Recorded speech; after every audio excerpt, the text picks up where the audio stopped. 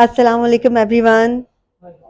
اب ہم ہمیشہ کی طرح آج بھی ہم آدھا گھنٹہ لیٹ اپنی نشست شروع کر رہے ہیں، لیکن الحمدللہ موسٹلی ممبرس آ چکے ہیں تو ہم اپنی نشست کا باقاعدہ آغاز کرتے ہیں. میں ہوں آمنہ احسن، سارے مجھے جانتے ہی ہیں.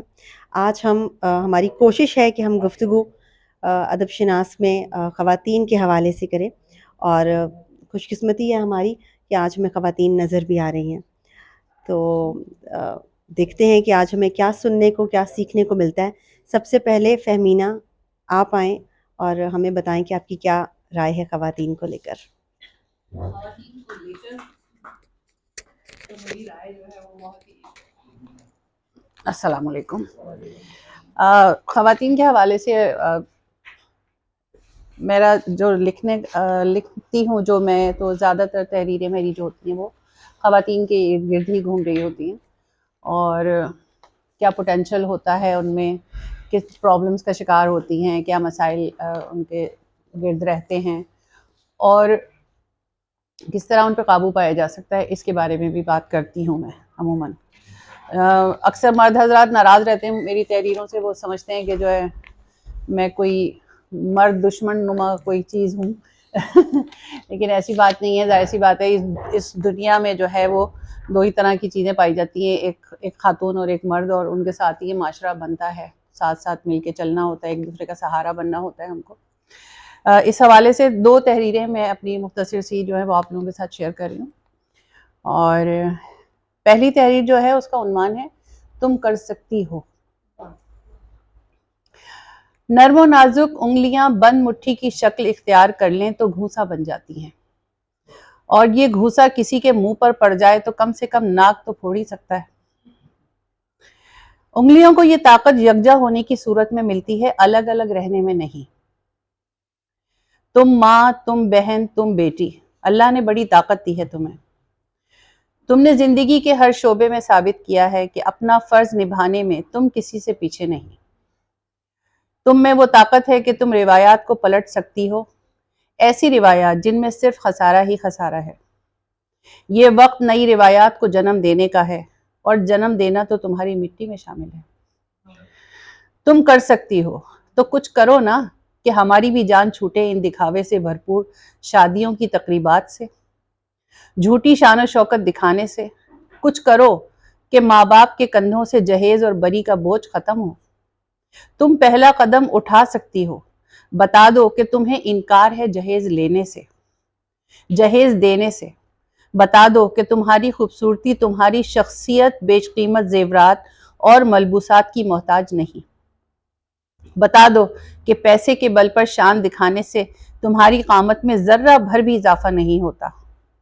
اپنی آواز بلند کرو، یہ کر کے دکھاؤ، کیونکہ تم کر سکتی ہو. تم ماں ہو، تم بہن ہو، تم بیٹی ہو، اور یہ تم ہی کر سکتی ہو، اور کسی میں اتنا دم نہیں.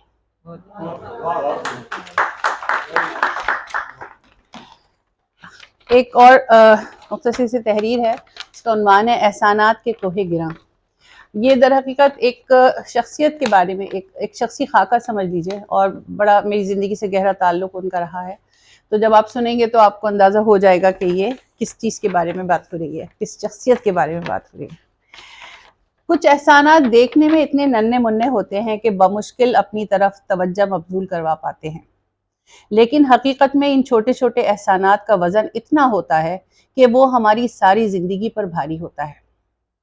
ہم سب کی زندگیوں میں ایسا کوئی نہ کوئی کردار ضرور ہوتا ہے جو ہمارے ساتھ وہ بھلائی کر جاتا ہے جو کوئی اور کبھی نہ کر پاتا. میری زندگی میں بھی ایسے کئی کردار ہیں، ان میں سے ایک سعیدہ بھی ہے. گئے زمانوں کی بات ہے، شادی سے پہلے میں نے سٹی اسکول کے درخشہ کیمپس میں نوکری شروع کی تھی. یہ وسیع و عریض عمارت سی بی او کے علاقے میں گرینوچ یونیورسٹی کے قریب واقع تھی. شادی کے بعد بس ایک ہی ہفتے کی چھٹی ملی، اور اس کے بعد میں نے باقاعدہ اسکول جانا شروع کیا. میری تعیناتی اے لیول سیکشن میں تھی. میں وہاں کی پرنسپل مسز بطول علی کے ساتھ کام کیا کرتی تھی. مسز بطول علی بھی میری زندگی کا ایک بہت اہم کردار ہیں، ان کے بارے میں کسی اور وقت بات کروں گی. اس وقت ذکر ہے سعیدہ کا. سعیدہ اسکول کی آیا تھی، اور وہ وہاں ہمارے لیے چائے بنایا کرتی تھی. زیادہ تر اس کا کام کچن تک ہی محدود تھا. दरमियानी उम्र की औरत थी, आम से नुकोश, गंदुमी रंगत, खिचड़ी बाल, बीच की मांग निकालकर बाल चिपकाकर कस के चोटी बांधती थी। पतली सी चोटी उसकी पुश्त पर लहराती रहती, दुबला पुतला बदन और छोटी सी कामत, तेज तेज बात किया करती थी। मुझे छोटी मैडम कहती थी। स्कूल की छुट्टी हो जाने के बाद जब बच्चे चले जाते तो जल्दी जल्दी काम खत्म करती और फिर दुनिया जहान की बातें। मुझे भी उसकी बातों में बड़ा लुत्फ आता था। खूब महफिल जमती थी। इस तरह कुछ वक्त गुजरा। सईदा बहुत ख्याल रखती थी। ख्याल रखना शायद उसकी फितरत का हिस्सा था। कुछ अरसे बाद मैं प्रेग्नेंट हो गई। अब मसला ये हुआ कि मुझे भूख बहुत लगने लगी थी, लेकिन खाने पीने के ऑप्शन वहां ज्यादा थे नहीं। स्कूल में मिस्टर बर्गर की कैंटीन थी, जहां से हर रोज धड़ाधड़ चिप्स खाती थी। कुछ दिन तो सईदा मुझे कैंटीन से चिप्स ला के देती रही। फिर एक दिन उसने साफ साफ कह दिया, छोटी मैडम ये नहीं चलेगा, ये जो तुम रोज अला बला खाती हो इस हालत में ये अच्छी बात नहीं, अब नहीं ला कर दूंगी। मैंने लाचारगी से कहा, सईदा क्या करूं, मुझे बहुत भूख लगती है। तो कहने लगी, घर से खाना लाया करो। मैंने कहा, सुबह इतना वक्त नहीं होता, वैन जल्दी आ जाती है, मुझसे इतनी सुबह उठा नहीं जाता कि जल्दी जल्दी तैयार होना पड़ता है। मेरा ये कहना था कि उसी वक्त ये फैसला कर दिया गया कि ठीक है, आज आखिरी दफा खा लो, कल से तुम्हारा खाना मैं लाया करूंगी। मैंने लाख मना किया लेकिन वो ना मानी। दूसरे दिन से वो मेरे लिए एक रोटी पका कर लाती। कभी उस रोटी के अंदर कोई सब्जी तरकारी लिपटी होती, कभी अंडे का ऑमलेट और कभी चटनी। जो कुछ वो अपने लिए लाती वो ही मेरे लिए भी, और मैं चुपचाप उसी हक से खा लेती जिस हक से वो लेकर आती। छुट्टी के बाद मिसेज अली मुझे घर छोड़ने जाया करती थी। अगर कभी वो ना होती तो सईदा ने बगैर कहे ये जिम्मेदारी अपने सर उठा ली थी। वो मुझे मेरे घर तक छोड़ने जाती। उस अल्लाह की बंदी ने मुझे कभी अकेले जाने ना दिया। मैं दिल्ली कॉलोनी के पास पंजाब कॉलोनी में रहती थी और सईदा कोरंगी 1.5 नंबर पर। वो सीवीओ से मुझे घर छोड़ती और फिर अपने घर जाती। मैं लाख कहती, सईदा मैं चली जाऊंगी, तुम जाओ, तुम्हें देर हो जाएगी। वो ना मानती, कहती, ना मैडम, ऐसी हालत में तुम्हें कैसे छोड़ दूं अकेला। जब तक मैंने छुट्टी न ली ये सिलसिला इसी तरह चलता रहा। बच्चे की पैदाइश के बाद मैंने दोबारा स्कूल ज्वाइन नहीं किया। मिसेज अली और सईदा ने बहुत बुलाया लेकिन मैंने ना जाने का फैसला कर लिया था। सईदा अक्सर मुझे फ़ोन करती, मुझे आने का कहती। मैंने कहा, सईदा बच्चा किसके पास छोड़ूंगी, अब नौकरी नहीं कर सकती। तो कहती, छोटी मैडम तुम बस आ जाओ, मैं किचन में झूला रख लूंगी, मैं पाल लूंगी मुन्ने को, तुम बस आ जाओ। और मैं बस हंसकर रह जाती। बहुत दिन फ़ोन करती रही, फिर ये सिलसिला कम हो गया, शायद मसरूफ़ हो गई होगी। इस तेज रफ्तार जिंदगी में वो कहाँ रह गई कुछ पता नहीं। मैं घरदारी और बच्चों के तूफान में ऐसी फंसी कि सब कुछ भूल गई। जब जरा होश आया तो सईदा को ढूंढने की बहुत कोशिश की लेकिन वो ना मिली। 1996 से 2024 आ गया, बच्चे जवान हो गए, सईदा नहीं है लेकिन उसकी यादें ताज़ा हैं आज तक। यही लोग हैं जिनके दम से दुनिया में बेलौस मोहब्बत, खुलूस और सादगी जिंदा है। इंफोटेनमेंट की दुनिया के बारे में जानने के लिए हमारे चैनल इंफोटेनमेंट पाकिस्तान को सब्सक्राइब कीजिए और बेल आइकॉन को ऑन कर दीजिए ताकि आपको हमारी अपडेट्स मिलती रहें।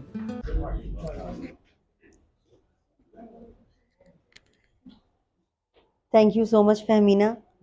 अब थोड़ी ख़वातीन की सुन ली है तो मर्द हज़रात की तरफ भी चलते हैं। अयूब भाई जो हैं वो अयूब इस्माइल साहब अपने अनोखा लिखने की वजह से बहुत मशहूर हैं। हम देखते हैं आज उनके पास हमें बताने को और सुनाने को क्या है। आए सर। आस पास ख़वातीन बैठी हैं, ध्यान कीजिए।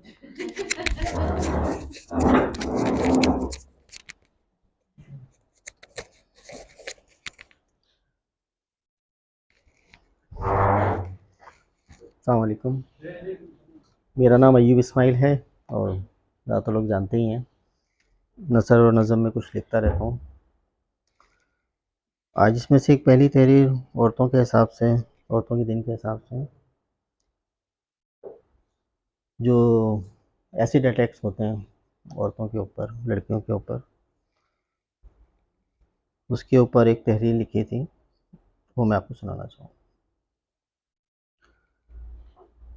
बहुत गुरूर है ना तुम्हें अपनी मुस्कुराहट पर, अब देखता हूँ कैसे मुस्कुराती हो। जब ये होंठ ही ना खुल पाएंगे, जब इन आँखों से खुमार की जगह गुबार उड़ेगा, इन कानों में झुमकों की लहर जब दर्द से बिखर जाएगी, وہ ناک جو تم ناز سے اٹھایا کرتی تھیں، جب ان سے سانس بھی لینا مشکل ہو جائے گا، جن زلفوں کے اڑنے سے ہوا مہک جاتی تھی، ان کے جھلسنے کی بو ہر وقت تمہارے حواس پر تاری رہے گی۔ کھال کی چمک کی جگہ جب زخموں سے نمک نکلے گا، تب تمہیں احساس ہوگا کہ ہم ہی اس بات کے مختار ہیں کہ تم کو کیسا دکھنا ہے، اور ہماری قبولیت ہی تمہارے وجود کے قائم رہنے کی واحد دلیل ہے۔ کیا ہوا کہ تمہارے پاس بھی احساس ہے، مگر سانس پھر بھی ہماری ہی مرضی سے لوگی؟ کیا ہوا کہ تمہاری بھی کوئی پسند ہو سکتی ہے، مگر اس پسند کا دائرہ بھی ہم بنائیں گے؟ مانا کہ تم بھی کچھ لکھنا پڑھنا چاہتی ہو، مگر تمہاری زندگی کا نصاب ہم طے کریں گے۔ مانا کہ تم زندگی اپنی مرضی سے جینا چاہتی ہو، مگر اس کے ماہ و سال ہم لکھیں گے۔ یہ جو تم آزاد ہوا میں اڑنا چاہتی ہو، ان پروں کی لگام ہمارے ہاتھ میں ہے، یہ اصول ہم نے بنائے ہیں۔ یہ معاشرہ ہمارا میدان ہے، ہم طے کریں گے کہ تمہیں کیسے مر مر کے جینا ہے اور کیسے جیتے جی مرنا ہے، کیونکہ ہم مرد ہیں، تمہارے قوام، تمہارے جسم و جاں کے مالک۔ لیکن یہ سب سن کے بھی تمہاری آنکھوں میں ڈر کیوں نہیں ہے؟ کیا کوئی تمہیں جینے کی نئی راہ سکھا گیا ہے؟ گر کے کیسے اٹھنا ہے یہ سمجھا گیا ہے؟ چہرہ تباہ ہونے کے بعد بھی شخصیت نہیں مرتی، یہ گرگ تمہیں کوئی بتا گیا ہے؟ کون ہے وہ؟ لگتا ہے ہم مردوں میں سے کسی نے غداری کی ہے۔ بڑا بیوقوف ہے، اپنے ہی پیروں پہ کلاڑی مار رہا ہے۔ اس سے پہلے کہ کچھ اور لوگ بھی اس کی طرح سوچنا شروع کر دیں، اسے مارنا ہوگا، ورنہ کل یہ سارے کھوٹ کھڑے ہوں گے اور پھر یہ ہمارا برسوں پرانا نظام بدل جائے گا۔ روکو، ایسے مرد کو روکو۔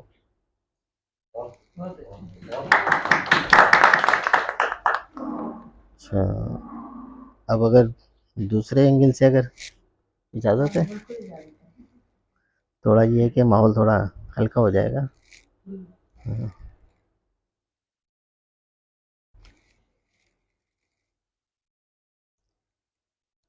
ایک یونیورسٹی میں ایک استاد نے اپنے شاگردوں کو ایک نامکمل فقرہ دے کر اسے مکمل کرنے کو کہا کہ ہر طالب علم نے اس فقرے کو اپنی سوچ سے مکمل کرنا ہے۔ نامکمل فقرہ یہ تھا: ہر بڑے آدمی کے پیچھے ایک عورت ہوتی ہے۔ اب طلباء کے جوابات دیکھیے۔ ہر بڑے آدمی کے پیچھے ایک عورت ہوتی ہے، پھر بھی وہ بڑا آدمی بن جاتا ہے۔ ہر بڑے آدمی کے پیچھے ایک عورت ہوتی ہے جس سے ہوشیار رہنا بہت ضروری ہے۔ ہر بڑے آدمی کے پیچھے ایک عورت ہوتی ہے جو اسے بار بار بتاتی رہتی ہے کہ قسمت کا پھیر ہے، ورنہ اس کے لیے اچھے رشتے تو اور بھی بہت ہیں۔ ہر بڑے آدمی کے پیچھے ایک عورت ہوتی ہے جسے یہ علم ہی نہیں ہوتا کہ اس کے آگے کھڑا آدمی واقعی بڑا آدمی ہے۔ ہر بڑے آدمی کے پیچھے ایک عورت ہوتی ہے جو اس پہ ہمیشہ شک کرتی رہتی ہے۔ ہر بڑے آدمی کے پیچھے ایک عورت ہوتی ہے جو یہ سوچ کر حیران ہوتی رہتی ہے کہ دنیا اس بیوقوف آدمی کو بڑا آدمی کہتی ہے۔ بس قسمت ہے۔ ہر بڑے آدمی کے پیچھے ایک عورت ہوتی ہے جو اس کے کان میں کہتی رہتی ہے کہ میرے بغیر تم کچھ بھی نہیں۔ ہر بڑے آدمی کے پیچھے ایک عورت ہوتی ہے جو 22 گریڈ کے افسر کو بھی یہ بتاتی ہے کہ آپ کو کوئی بات سمجھانا ہی ناممکن ہے۔ ہر بڑے آدمی کے پیچھے ایک عورت ہوتی ہے جو ایک فقرے سے شوہر کا بلڈ پریشر 180 سے 220 کرنے کے بعد کہتی ہے میرا یہ مطلب نہیں تھا۔ 220 اب تجربے آ رہے ہیں۔ اور سب سے آخری جملہ یہ تھا کہ ہر بڑے آدمی کے پیچھے ایک عورت ہوتی ہے جو دوسری عورتوں کو اس کے قریب پھٹکنے بھی نہیں دیتی۔ شکریہ۔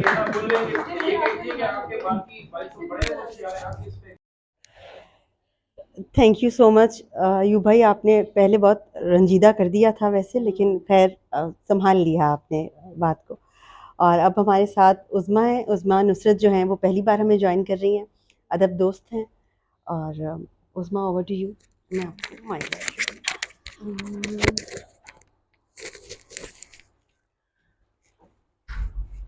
السلام علیکم، میرا نام نصرت عظمیٰ ہے اور میں آج جیسا کہ میرا تعارف کرایا گیا کہ پہلی مرتبہ اس بزم میں شرکت کر رہی ہوں، اور مجھے امید ہے کہ میں اسی طرح جو ہے بزم میں آپ لوگوں کے ساتھ شامل رہوں گی۔ ویمنس ڈے ہے، اس حوالے سے میں نے یہ سوچا کہ کیوں نہ خود جو میں نے اپنے کچھ نظم ایک اور دو اشعار ہیں جو کہ میں سنانا چاہتی ہوں آپ لوگوں کو، آپ لوگوں کی اجازت سے۔ تو پہلے تو میں آپ کو دو اشعار سناؤں گی۔ तुझको पाते हुए सब कश्तियां जला डाली, तुझको पाते हुए सब कश्तियां जला डाली, तू जरा सोच तेरे बाद किधर जाएंगे। बन गया है तू मेरी जीस का महवर जाना, बन गया है तू मेरी जीस का महवर जाना, तू जरा सोच तेरे बाद किधर जाएंगे। और बहुत शुक्रिया। और बात हो रही है क्योंकि विमेंस डे पे, तो मेरा ये ज़ाती ख्याल है कि खुशी जो होती है ना, वो एक ऐसी चीज़ होती है जो कि हर इंसान का बुनियादी हक है, लेकिन वो उसको कहाँ मिलती है, इस बारे में जो मेरे ख्यालात हैं, पर्टिकुलरली मैं फीमेल्स के बारे में समझती हूँ, वो मैंने उसको एक नज्म की शक्ल में लिखा है। मेरी नज्म का उन्वान है खुशी का पता। कोमल सी एक सुंदर लड़की ढूंढने निकली खुशी का रास्ता, कोमल सी एक सुंदर लड़की ढूंढने निकली खुशी का रास्ता, चलते चलते आ पहुंची वो अपने ही मन के आंगन में, चलते चलते आ पहुंची वो अपने ही मन के आंगन में, मन में बसी है रोशन दुनिया, जगमग करते दिलकश ख्वाब, मस्बत सोचे ऊंचे इरादे, नाजुक कामनी सतरंग जज्बे, बतलाते हैं जतलाते हैं, मान गई ना तुम भी आखिर, पहुंच गई ना तुम बिल आखिर, मान गई ना तुम भी आखिर, पहुंच गई ना तुम बिल आखिर, सच्ची खुशी का पक्का ठिकाना मन आंगन ही होता है, मन आंगन ही होता है। बहुत शुक्रिया, बहुत शुक्रिया।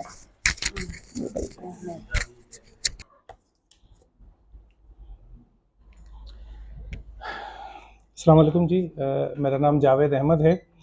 आज चूँकि सबसे ये दरख्वास्त की गई थी कि ख़वातीन के हवाले से पढ़ें या कुछ ऐसा पढ़ें जो किसी खातून ने लिखा हो, तो मैंने अपने शेल्फ पे जब नज़र पड़ी तो मेरे सामने ये किताब आई। ये डॉक्टर हुमा मीर साहिबा ने लिखी हैं और हमारे लिविंग लेजेंड तलत हुसैन साहब के बारे में ये किताब लिखी गई है।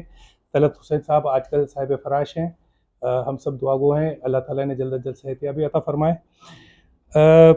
चूँकि अदब से भी ताल्लुक़ है और फ़िल्म से भी ताल्लुक़ है, फ़िल्म वाले भी हैं, अदब वाले भी हैं, तो मैं तलत साहब के सवाना हयात में से कुछ सफ़ात आपकी नज़र पेश करता हूँ। तलत साहब के बारे में एक आम तासुर ये पाया जाता है कि मसरूफ़ खासे मगरूर टाइप आदमी हैं। वो ख़ुद तो इस तासुर की मुकम्मल नफ़ी करते हैं, लेकिन मेरा ख़्याल है अगर कोई शख्स फ़न अदाकारी और ड्रामे में इतना तरबियत याफ्ता और माहिर हो जितने वो हैं, तो उसका गरूर करने का नहीं तो कम अज़ कम फ़ख्र करने का हक़ बनता ही है। मगर वो यही कहते हैं कि मैं कतई मगरूर नहीं, और अगर कोई ऐसा समझ रहा है तो मैं क्या कर सकता हूँ। इनका ये अंदाज़ मुझे पसंद आया, क्योंकि जब मैंने उनसे कहा कि आप लंदन से ड्रामा पढ़ के आए हैं, बरतानवी रेडियो, टीवी और स्टेज पर ख़ुद को मनवा चुके हैं, तो फिर यहाँ आने के बाद हो सकता है कुछ लोग आपसे हसद में मुब्तला हो गए हों। तलत साहब का अंदाज़ हम सब जानते हैं और उन्हें इन चीज़ों की परवाह नहीं है। वो नो आज़मूद हिदायतकारों के साथ भी काम करने में कोई हिचकिचाहट का मुज़ाहरा नहीं करते। तलत साहब के बारे में कहा जाता है कि उन्होंने टेलीविज़न पर नेचुरल अदाकारी को रूशनास कराया। नाकदीन कहते हैं किसी ज़माने में फ़नकार टीवी पर फ़िल्मी टाइप अदाकारी किया करते थे, यानी हर बात में ज़्यादा से ज़्यादा तासुरात देना, गैर ज़रूरी जज्बात निगारी, हरकत व सकनात भी ओवर किस्म की होती थी। मगर जब तलत हुसैन लंदन से पढ़कर आए और टीवी पर ड्रामे किए, तो उन्होंने इस ओवर एक्टिंग की रिवायत को तोड़ा। आँखों से तासुरात देना, लबो लहजा असरअंगेज़ होना, ये सब तलत हुसैन का मखसूस स्टाइल है। वो गैर ज़रूरी ना तो भवें उचकाते हैं, ना डायलॉग बोलते हुए गला फाड़ते हैं। सच तो ये आज भी इनका यही अंदाज़ सबको दिल अजीज़ है। अच्छा, उन्होंने कुछ कराची के बारे में ज़िक्र किया है। जब वो लंदन से कराची पहुँचे तो कराची को बहुत ज़्यादा मिस कर रहे थे। तो डॉक्टर हुमा मीर बड़ी हैरान हुई कि कराची को जैसा उन्होंने देखा है, तो जो तलत साहब कराची बयान कर रहे हैं वो तो बड़ा ही मुख्तलिफ कराची है। मालूम नहीं तलत हुसैन को इस मुबालगा आ रही कि क्या ज़रूरत पड़ी कि लंदन और कराची को एक जैसा समझकर कराची का वो नक्शा बयान करने लगे जो हकीकत में नहीं है। मैंने उनकी तमाम गुफ्तगू तहम्मुल से सुनी, मगर मुझे ये बात हज़म ना हो सकी। मैंने इन्हें टोक दिया, मैंने इन्हें याद दिलाया लंदन और कराची एक दूसरे से मुख्तलिफ हैं। यहाँ का पब्लिक ट्रांसपोर्ट सिस्टम, धुआं उगलती खटारा बसें, सड़कों पर ट्रैफिक के निज़ाम के अलावा जो गंदगी का मामला है, उसको देखते हुए आप कराची और लंदन का मवाजना कैसे कर सकते हैं। वो ज़ेर लब मुस्कुराते हुए गोया हुए कि आपने दरअसल उस दौर का कराची नहीं देखा, आपको पता ही नहीं किसी ज़माने में कराची क्या था। अगर मैं कह रहा हूँ कि उस वक्त लंदन और कराची में ज़्यादा फ़र्क नहीं था तो बिल्कुल ठीक कह रहा हूँ। कभी कराची महज़्ज़ब माशरे की तस्वीर था, लोगों का लिबास, अतवार, अंदाज, गुफ्तगू तहज़ीब का आयनादार हुआ करता था। कराची पढ़े लिखे लोगों का शहर था, इंतज़ामी लिहाज से ये बेहतरीन शहर हुआ करता था। कोई गढ़ा या रास्ता हुआ गटर नहीं था, ट्रांसपोर्ट का खासा माकूल इंतज़ाम था। वैसे तो काफ़ी कुछ है इसमें पढ़ने के लिए करके, लेकिन वक्त की कमी है। अगर तलत साहब से को मज़ीद जानना हो तो ये किताब आर्ट्स काउंसिल की लाइब्रेरी में मौजूद है, आप वहाँ से पढ़ सकते हैं। बहुत शुक्रिया।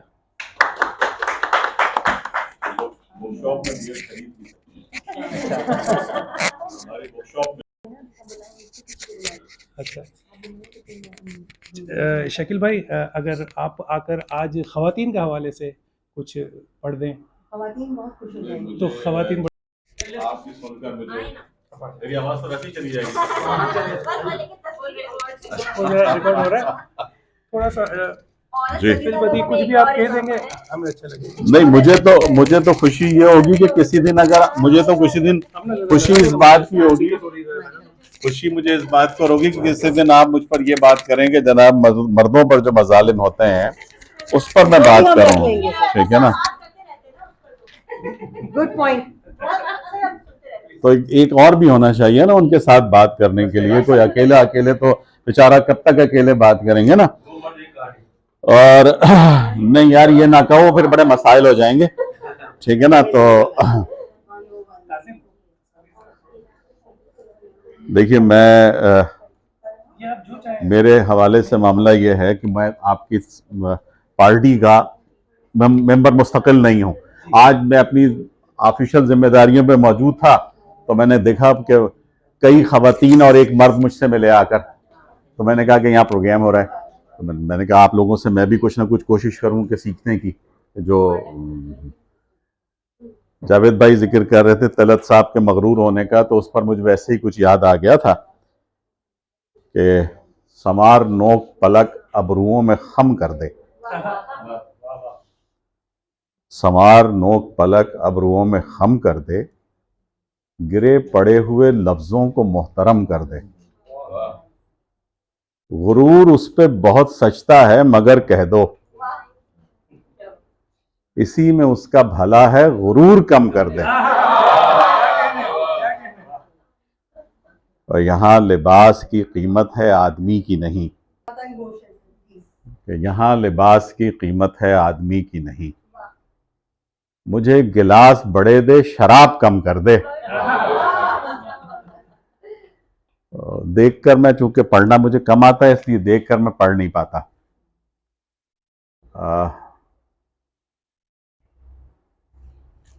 अज़्म एजाज साहब की थी कि मैं उम्र के रास्ते में चुपचाप बिखर जाता, मैं उम्र के रास्ते में चुपचाप बिखर जाता, एक दिन भी अगर अपनी तन्हाई से डर जाता। कल सामने मंजिल थी पीछे मेरी आवाजें, रुकता तो सफर जाता, चलता तो बिछड़ जाता।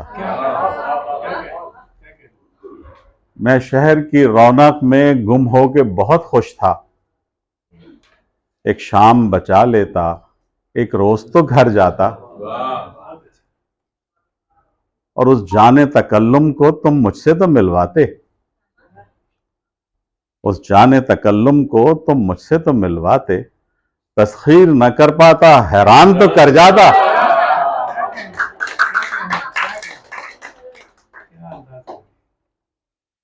और अज़्म भाई की ही एक और गजल है कि तशनगी वो थी कि सैराबी का चेहरा जल गया, सैराबी का चेहरा जल गया, मैं लबे दरिया जो पहुंचा सारा दरिया जल गया।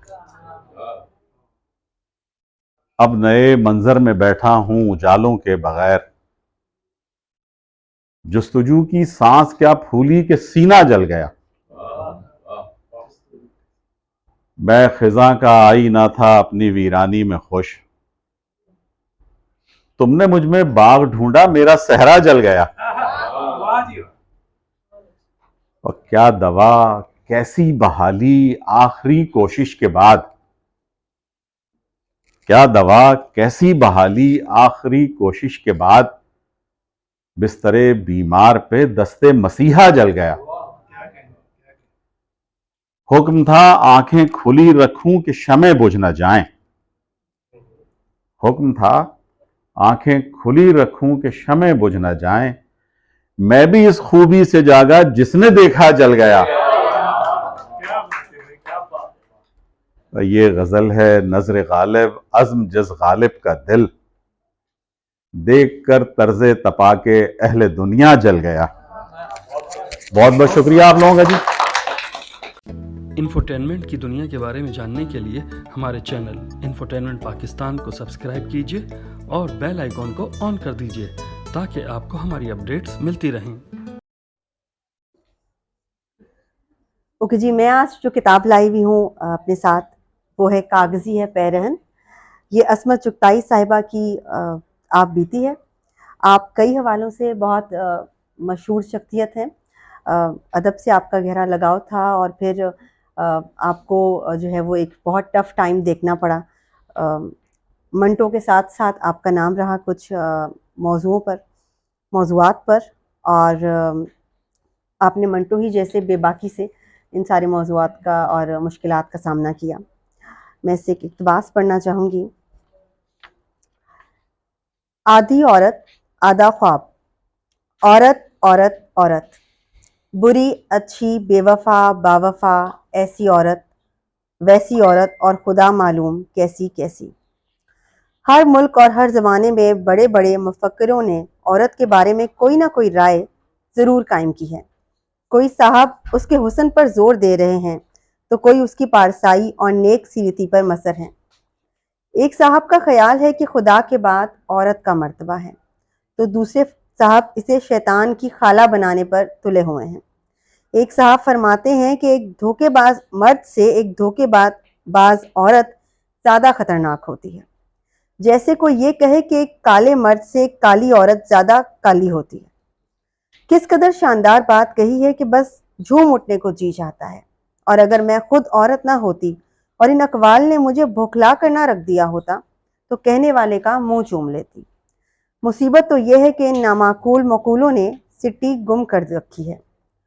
اور مزے کی بات تو یہ ہے کہ جتنا مردوں نے عورتوں کو سمجھنے کا دعویٰ کیا ہے، اتنا عورتوں نے مردوں کے متعلق کبھی قول اپنی عقل سے نہیں بنایا۔ مردوں نے کہا مرد ظالم ہے، وہ چپ چاپ ظلم سہنے لگی۔ مردوں نے کہا عورت ڈرپوک ہوتی ہے، وہ چویا تک سے ڈرنے لگی۔ پھر فرمایا وقت پڑے تو عورت جان پر کھیل جاتی ہے، بس پھٹ سے جان پر کھیل گئی۔ ماں کی ممتا کا ساری دنیا ڈھول پیٹتی ہے، باپ کی باپتا کا رونا کوئی نہیں روتا۔ عورت کی عزت لٹ سکتی ہے، مرد کی نہیں لٹتی۔ شاید مرد کی عزت ہی نہیں ہوتی جو لوٹی گھسوٹی جا سکے۔ عورت کے حرامی حلالی بچے ہوتے ہیں، مرد کا کچھ نہیں ہوتا۔ صدیوں سے عورت کے سر ایسے اونٹ پٹانگ الزام تھوپ کر مفکرین اسے بوکھلانے کی کوشش کرتے آئے ہیں، تو وہ اسے آسمان پر یا تو اس کو آسمان پر چڑھا دیتے ہیں یا کیچڑ میں پٹک دیتے ہیں، مگر برابر کھڑا نہیں کرتے، ان کا دم نکل جاتا ہے۔ اسے دیوی اور آسمانی مخلوق بنا دیں گے، مگر دوست اور ساتھی کہتے شرماتے ہیں۔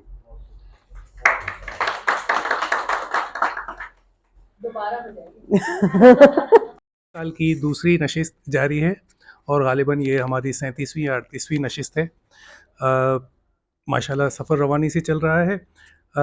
اب پڑھت کے لیے میں گزارش کروں گا جن صاحب سے، وہ شاعر ہیں لیکن ان کا پیشہ بڑا ہی مختلف سا ہے، ان کی نزاکانہ طبیعت کے حساب سے کرائم رپورٹر ہیں افضل خان صاحب، دوسری بار ہمارے پروگرام میں شریک ہوئے ہیں۔ افضل بھائی، جاوید بھائی میں تو نظم نہیں ہے، آپ جو بھی پڑھیں لیکن شعر تو بارہ لفظ ہے ہمارا ہے۔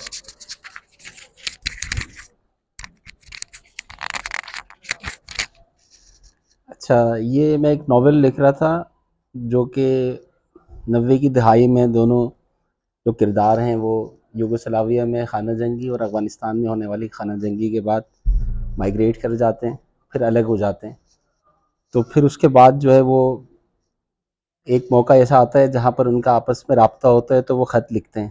تو ایک خط ہے وہ میں سنا رہا ہوں آپ کو، اور عورت کے لیے یہ ہے کہ یہ خط ہی عورت کے لیے ہے. پیاری علینا، آداب عرض ہے.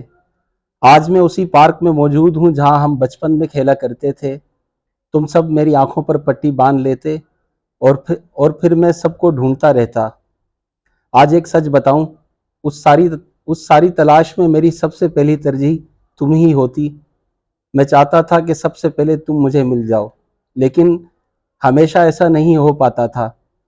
معلوم ہے پچھلے کئی برسوں سے میری زندگی میں وہی کھیل جاری ہے. مجھے لگتا ہے کہ جیسے تم میری آنکھوں پر پٹی باندھ کر کہیں چھپ گئی ہو اور میں برسوں سے تمہاری تلاش میں ہوں. تم ملو تو میری آنکھوں سے یہ پٹی ہٹا دو اور پھر میں تمہیں دیکھ سکوں. صبح اور شام کے وقت اس پارک میں ایک جیسا ہی لگتا ہے. آج کی شام بھی گزری شاموں جیسی ہے. ارد گرد کے خوبصورت درختوں پر بیٹھے پرندوں کی چہچہاہٹ بہت بھلی معلوم ہو رہی ہے. تمہاری یاد میں اکثر ایسا ہی محو ہو جاتا ہوں. اس وقت میں اکیلا بیٹھا ہوں اور قدرت کے ان نظاروں سے محظوظ ہو رہا ہوں. تھوڑی دیر پہلے ایک گلہری درخت سے اتر کر عین میرے سامنے آ گئی اور وہاں پر پڑے چنے کے دانے کھانے لگی. منظر اتنا پیارا تھا کہ میں ساکت ہو گیا. ایک انس کی لہر دوڑ گئی. عجیب احساس تھا. پھر وہ گلہری بھی کافی دیر وہیں اچھلتی کودتی رہی. ایک موقع پر یوں لگا جیسے اس نے مسکرا کر مجھے دیکھا اور حیران آنکھوں سے کچھ کہا جو میں سمجھ نہیں پایا. سوچتا ہوں پیار میں کتنی طاقت ہوتی ہے. جذبے اگر سچے ہوں تو دو مختلف دنیاؤں سے تعلق رکھنے والے لوگوں میں ایک رشتہ قائم ہو جاتا ہے. یہیں پر تھوڑے ہی فاصلے پر ایک نوبہتا جوڑا فوٹو سیشن کروانے آیا ہوا ہے. عروسی لباس میں خوبصورت دلہن اپنے دولہے کے ساتھ پوز دیتے ہوئے کتنی خوش ہے. میں ان کی خوشی کو دیکھ کر خوش ہوا. خدا انہیں ہمیشہ ایسا ہی خوش رکھے. میں نے دل ہی دل میں نیک تمناؤں کا اظہار کیا. تم نے اپنے خط میں لکھا کہ تم افغانستان جا رہی ہو. تمہیں معلوم ہے یہ میرے اجداد کی سرزمین ہے، مگر کئی دہائیوں سے بے امان اور بڑی طاقتوں نے اپنے مفادات کی جنگ یہاں آ کر لڑی. نتیجے میں اس زمین کے حقیقی وارث دربدر ہوئے. میری روح ہندوکش پہاڑوں میں رہتی ہے. میرے دادا کہتے تھے ہندوکش دونوں جانب رہنے والے لوگوں کے بیچ ایک دیوار نہیں بلکہ ایک رشتے کی طرح قائم ہے جسے کوئی عالمی طاقت نہ مٹا سکی ہے نہ مٹا سکے گی. بہرحال تم سلامت رہو اور اس زمین کو میرا سلام دینا. جاتے جاتے ایک اور بات کہوں. تمہارے بات میں اپنی ذات میں ایک محیب خلا محسوس کرتا ہوں. ایسا لگتا ہے جیسے کوئی چیز اپنے مقام پر موجود نہیں، کوئی کمی ہے. حالانکہ سچ پوچھو تو بظاہر کوئی کمی نہیں. خود پر نظر دوڑاؤں تو قسمت کا دھنی انسان نظر آتا ہے جسے قدرت نے ہر اس چیز سے نوازا جس کی تمنا کروڑوں لوگ کرتے ہیں. اندھیرا پھیل رہا ہے. اب درخت اور پرندے خاموش. ارد گرد کی ساری بھیڑ چھٹ چکی ہے. اب یہاں خاموشی کا شور ہے، فقط دوستم. انفوٹینمنٹ کی دنیا کے بارے میں جاننے کے لیے ہمارے چینل انفوٹینمنٹ پاکستان کو سبسکرائب کیجیے اور بیل آئیکن کو آن کر دیجیے تاکہ آپ کو ہماری اپڈیٹس ملتی رہیں. میرا تعلق ضلع صوابی خیبر پختونخوا سے ہے. آپ مجھ سے کیڑے مکوڑوں کے متعلق کچھ بھی پوچھ سکتے ہیں. ہمارے بھائی کو ذرا جلدی جانا ہے تو پلیز.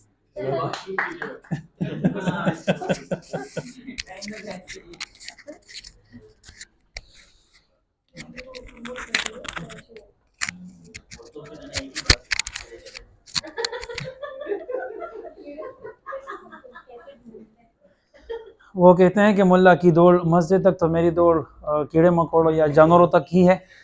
اس سے نہ کیڑوں میں بھی عورت تو ہوتی ہے. اور میں کل صبح 6 سے جو جاگا ہوں تو ابھی جاگ رہا ہوں ایسے جیسے بھی بیٹھا ہوں ایک تحقیق کے سلسلے میں. تو اگر مزید میں رکوں گا تو میری محنت ضائع جائے گی. اچھا، اگر آپ مرد ہیں سب سے پہلے میں بتاؤں کہ یہ تحریر میری نہیں ہے. پچھلی بار ایک خاتون نے کہا کہ آپ بلی پہ کچھ لکھ کے لائیں تو میں لایا ہوں، لیکن ٹائم مختصر ہے تو یہ ایک اور دوست کا میں سنا رہا ہوں. اگر آپ مرد ہیں تو شادی کرنے سے پہلے کم از کم 1 ماہ تک بلی پالیں. اگر آپ اس کو پالتو بنا لیتے ہیں تو اس کا مطلب ہے کہ آپ کو جگہ جگہ گرے ہوئے بالوں کو دیکھنے کی عادت ہو چکی ہے. दिन हो या रात का कोई पहर, आप रोने के नाकाबिल फ़हम और अजीब व गरीब आवाज़ों के आदी हो चुके हैं। बेला वजह गुर्राहट, पाँव घसीट कर चलने और बगैर किसी जवाज़ के हर चीज़ को नाखूनों के साथ खुरचने पर आपको कोई मसला नहीं होता। आपके चेहरे को बिला वजह घूरती रहे या खामोशी से देखती रहे तो आप गुर की और खामोश निगाहों का मतलब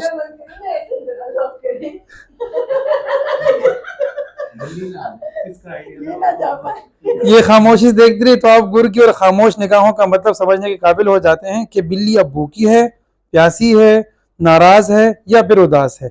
अगर आपको लगने लगता है कि वो अपनी आंखों से या हरकतों से जो कुछ भी आपको बता रही है, आप बिल्ली की कहानी को पूरी तरह से समझते हैं। अगर आप बिल्ली को दिलजमी से पाल लेते हैं तो आपको अपनी हालत का बखूबी अंदाज़ा हो सकता है। यानी इसका मतलब है कि शादी का जो पूरा निज़ाम है, आप इसके लिए हर तरह से मौजू हैं। बिस्मिल्लाह करें और फ़ौरन शादी खड़का दें। अगर आप खातून हैं तो शादी से पहले कम से कम एक अदद मुर्ग़ को पालतू परिंदे की तरह 1 महीने के लिए पालें। अगर आपको हर जगह पर मुर्ग़ की फैलाई हुई गंदगी, साफ फर्श पर कीचड़ में लुतड़े पंजों के निशान, बेवक्त की बांगें, दाना दन का ना मिलने पर या फिर बेला वजह ऊंची आवाज में चीखो पुकार को आराम और सुकून से सुनने और देखने की आदत हो जाती है, बिलखुसूस जब पड़ोस में किसी मुर्ग़ की कुटकुटाहट सुनकर आपका मुर्ग़ दौड़कर कड़की के पास खड़ा हो जाए और आपको गुस्से की बजाय अपने मुर्ग़ पर प्यार आए तो आप देर ना करें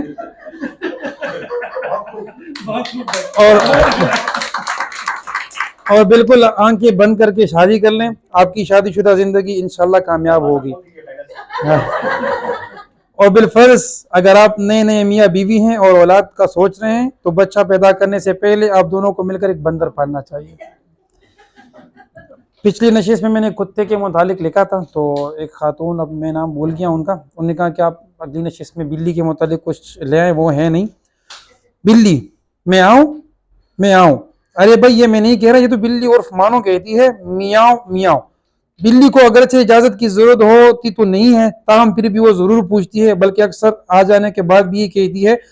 इससे बिल्ली की तहजीब और रख रखाव जाहिर होता है। लेकिन यहाँ एक सवाल उभरता है कि बिल्ली जाते हुए भी ये कहती है मैं आऊँ, ऐसा क्यों है? तो इसका एक मुमकिन जवाब यह है कि शायद वो जाकर दोबारा आने का पेशगी ही पूछती है। ताहम ये सिर्फ बिल्ली ही का तकिया कलाम नहीं, बल्कि बाज मियाँ की जो जमा है को भी अपने बेगम के सामने मियाओ करते पाया गया है। इस अमल को बीगी बिल्ली बन जाना भी कहते हैं। इसकी वजह शायद यह है कि इस वक्त मियाओ करने वाले मियाओ को इतना पसीना आता है कि वो इसमें भीग जाते हैं। साइंस इस मर्ज का अभी तक कोई शाफी इलाज दरियाफ्त नहीं कर पाई। मंदरजा बाला तशबीह से हरगिज बिल्ली को मामूली ना समझें, बल्कि इसके आगे तो शेर भी ज़ेर है। आखिर शेर की हालत जो हुई, शायद शेर दरख्त पर भी अपनी खाला के एहतराम में नहीं चढ़ता। बिल्ली को शेर के सर पर हाथ फेरते हुए कभी नहीं देखा गया, बल्कि वो दस्ते शफकत चूहे के सर पे ही रखती है, क्योंकि चूहा भी किचन का शेर होता है। तभी तो म्याऊं की बेगमात इनको देखते ही खौफ से चीखें बुलंद करती हैं। अगरचे किचन का शेर बिल्ली को देखते ही चूहा बन जाता है, ताहम बिल्ली फिर भी इसके दस्ते शफकत फेरना जरूरी समझती है। बिल्ली अगर पालतू हो तो बहुत नाजो नाम में पलती है। इसे पीने को दूध और खाने को गोश्त मिलता है, लेकिन बिल्ली की खुराक जितनी भी अच्छी हो, बिल्ली को ख्वाब में चीचड़े ही नजर आते हैं। इसकी वजह यह हो सकती है कि इसके अजदाद चिचड़े खाते थे। खैर ये बिल्ली का खानदानी मामला है। चूहे खाना बिल्ली को बतौर खास मरहूब होता है, यहाँ तक कि हज पर जाने से पहले भी वो 100 कम 1000 चूहे खाती है। हज के बाद भी वो चूहे खाने से तौबा नहीं करती, बल्कि वापस आते ही दोबारा खाना शुरू कर देती है, शायद दोबारा हज पर जाने के लिए। सुना है चूहों ने बिल्ली की गर्दन में डालने के लिए घंटी ईजाद की है, मगर अभी तक इनके ऐसी टेक्नोलॉजी नहीं आ सकी जिससे वो घंटी बिल्ली की गर्दन में डाल सकें। बिल्लियों में सबसे खतरनाक काली बिल्ली है, जिसके बारे में कहा जाता है कि जब बंदा कहीं जाने के लिए निकलता है तो आगे से रास्ता काटती है। इसलिए कोशिश करें कि कहीं जाना हो तो किसी पक्के रास्ते से जाएं, ताकि काली बिल्ली से काट ना सके। अगर आप ऐसा ना कर पाए तो कोई ऐसा चश्मा पास रखें जिसको लगाने से काली बिल्ली आपको काली नजर ना आए। बहुत शुक्रिया आज़ाज़, कम वक्त के लिए आए लेकिन अपनी बात बहुत अच्छे तरीके से कह गए। अब हमारी नशिस्त में पहली बार आज आई हैं और मुझे पहली बार जब कोई आता है तो वैसे ही बहुत खुशी होती है, और वो अगर ख़वातीन हो तो खुशी जो है वो बढ़ जाती है। तो और सबसे अहम बात ये है कि हमारे यहाँ ऐसे बहुत हुआ है कि पहले मर्द हज़रात आए हैं, फिर वो अपनी बेगमात लाए हैं, अपने बच्चे लाए हैं, बेटियाँ लाए हैं। तो आज इखलाक साहब भी है, अपनी बेटी लाए हैं साथ। आमना आप कुछ पढ़ना चाहेंगी तो ज़रूर आएँ और हमें अपना कीमती वक्त दें।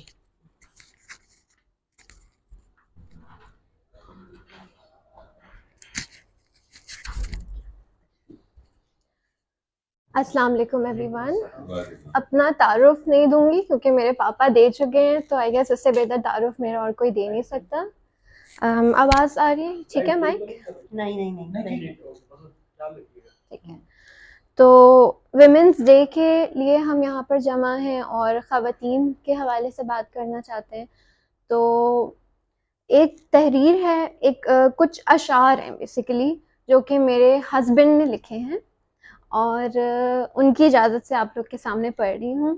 اور اس سے پہلے تھوڑا سا اس کے بارے میں بتا دوں یہ کہ انہوں نے لکھے تھے مجھے ایک بات سمجھانے کے لیے، جو کہ میں ان سے کچھ کسی بات پہ کچھ بحثی ہماری چل رہی تھی، اور وہ سمجھانے کے لیے، کیونکہ وہ ایک شاعر ہیں تو اکثر اپنی بات کو شاعرانہ طریقے سے ہی مجھ سے کہتے ہیں.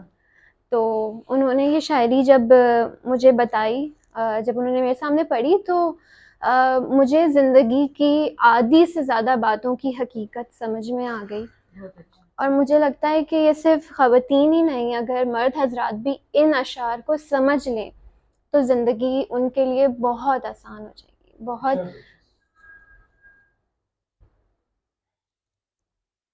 اچھا، اردو تھوڑی سی کمزور ہے میری، تو اگر کوئی لفظ غلط پڑھوں تو اس کے لیے معذرت پہلے سے ہی.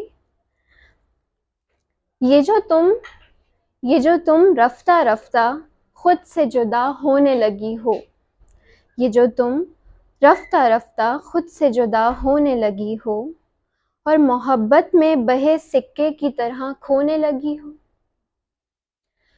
یہ غیر عادتیں، یہ فرمائشی اطوار، اپنا بھی بچا کچھ ہے یا اوروں کی سگی ہو.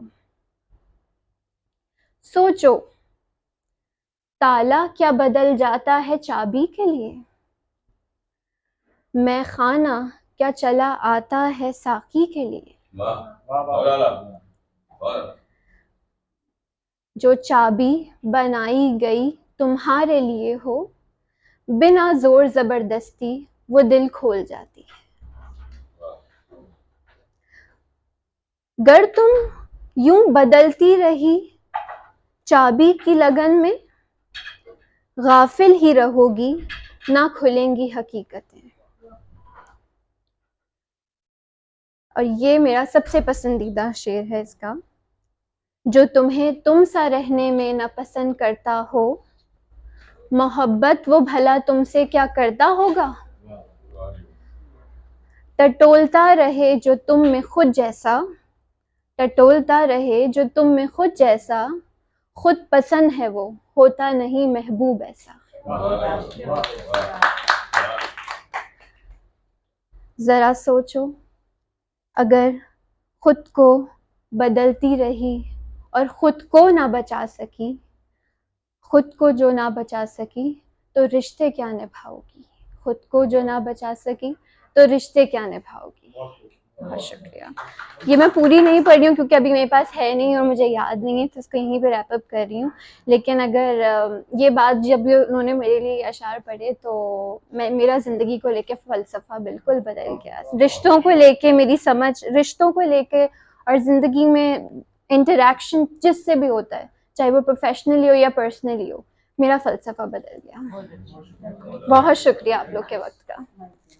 گانے اور کہنے کا انداز کتنا پیارا ہے. ایک شوہر اپنی بیوی کے لیے شاعری کرے، اس سے اچھا تو یہ تو بڑا ایک فینٹیسی حقیقت میں بدل گئی ہے اپنی بیوی کے لیے. اس لیے میں نے کہا اپنی بیوی کے لیے. اور thank you so much everyone, thank you so much Amna. اور اب ہم بلائیں گے عمران صاحب کو. عمران اشرف جنانی صاحب آئیں، اور آپ ہمیشہ کچھ مختلف لاتے ہیں، کچھ منفرد لاتے ہیں کہنے کے لیے. آپ کے پاس ہمیشہ کچھ منفرد ہوا ہے. میں نے سنی پہلا. السلام علیکم. ٹھیک ہے. ڈاکٹر اختر حسین رائے پوری صاحب، ادب کا ایک بہت بڑا نام، مولوی عبدالحق کے ساتھی. ان کا جب انتقال ہوا تو بیگم حمیدہ اختر حسین رائے پوری صاحبہ ان کی باتیں یاد کرتی رہتی تھیں، ڈاکٹر جمیل جالیبی صاحب کو سناتی تھیں. انہوں نے مشورہ دیا کہ آپ یہ جو سب مجھے سنا رہی ہیں اسی انداز میں آپ لکھیے. اوپر تلے پھر ان کی 3 کتابیں آئیں، بہت ہی دلچسپ، اور اس دور کا ادبی منظرنامہ، اس دور کا رہن سہن، بڑے بڑے ادیبوں سے ان کی واقفیت رہی. تو چنانچہ یہ سب کچھ اس کی روداد اس کتاب میں موجود ہے. پہلے انہوں نے ڈاکٹر صاحب کے لیے کتاب لکھی سب سے پہلے، ہم سفر. اس کے بعد نایاب ہیں ہم، ایک اور کتاب آئی جو تقریباً ان کی سوانح عمری کہہ سکتے ہیں، وہ کون تھی. نہایت دلچسپ کتابیں ہیں اور میں ریکمینڈ کروں گا کہ ضرور پڑھیے. اسی سے ایک اقتباس مولوی عبدالحق کے بارے میں، وہ آپ کی نظر ہے. جمیل بھائی، آپ سب نے بابا اردو کو اور طرح دیکھا ہے، یعنی ایک عالم، مفکر، ناقد، معلم، ادیب اور اردو زبان کے خیون ہار. مگر میں اور اختر خوش نصیب ہستی ہیں جنہوں نے بابا اردو کو بہت ہی عظیم انسان کی حیثیت سے دیکھا کہ وہ کیسی محبت، شفقت، دلداریوں کا بہتا سمندر تھے. علمیت اور اردو کے عشق نے ان کو ایک ایسا سپاہی بنائے رکھا جو 24 گھنٹے محاذ پر کھڑا ہو. کسی نے کبھی سوچا ہی نہ ہوگا کہ وہ کتنے تھک جاتے ہوں گے جو شخص انسانوں کا ایک انبوہ لیے مشل دکھاتا، راہ سجاتا، ہراول دستے کا راہی ہے، کس قدر اندر سے ٹوٹا، تنہا اور چھوٹی چھوٹی خوشیوں سے اپنے آپ کو محروم رکھتا رہا ہے. 3-4 روز بعد مولوی صاحب اور اختر 15 روز کے لمبی ٹور پر نکلے. پہلے کلکتہ، پھر دہلی اور پھر ہاپوڑ. میں پھر نواب منظور یار جنگ کے ہاں پہنچ گئی. بہت اچھا وقت گزرا. منیر بانو کی چھٹیاں جو تھیں، واپسی پر دونوں ہی میرے لیے طرح طرح کی سوغاتیں لائے. اس طرح 1 سال گزر گیا. دسمبر کے آخری میں مولوی صاحب نے فرمایا کہ بھئی شادی کی سالگرہ اگر دھوم دھام سے کریں تو کیسا رہے گا. میں نے اس کا جواب دیا، میں آپ کے ہاتھ جوڑتی ہوں، مجھ پر رحم کریں کہ پھر ولیمے والا حشر نہ ہو جائے. ہنسنے لگے. اگر تم نہیں چاہتی تو نہ صحیح، بس ایک تحفے پر ٹرکھا دوں گا، مگر اتنا سن لو کہ ناخوشگوار بات کو یادداشت میں ٹانک کر رکھ چھوڑنا نہیں چاہیے. دل دماغ پر اگر بری باتوں کے تھدے چڑھ جائیں تو وہ کسی کام کا نہیں رہتا.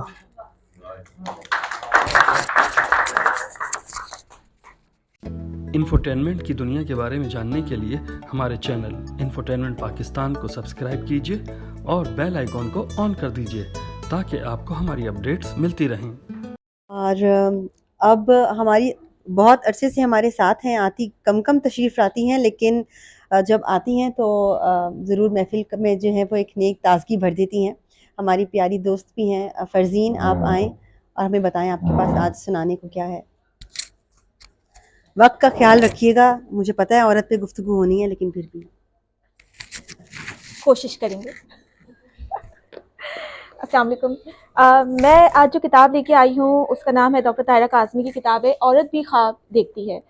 اس کے علاوہ طاہرہ کاظمی کی جتنی بھی کتابیں ہیں میرے خیال سے تمام عورتوں کو تو پڑھنی ہی چاہیے، کیونکہ وہ اس سے اپنے آپ کو جانیں گی، لیکن مرد حضرات کو بھی ضرور پڑھنی چاہیے کہ اس سے انہیں عورتوں کو سمجھنے میں آسانی ہوگی.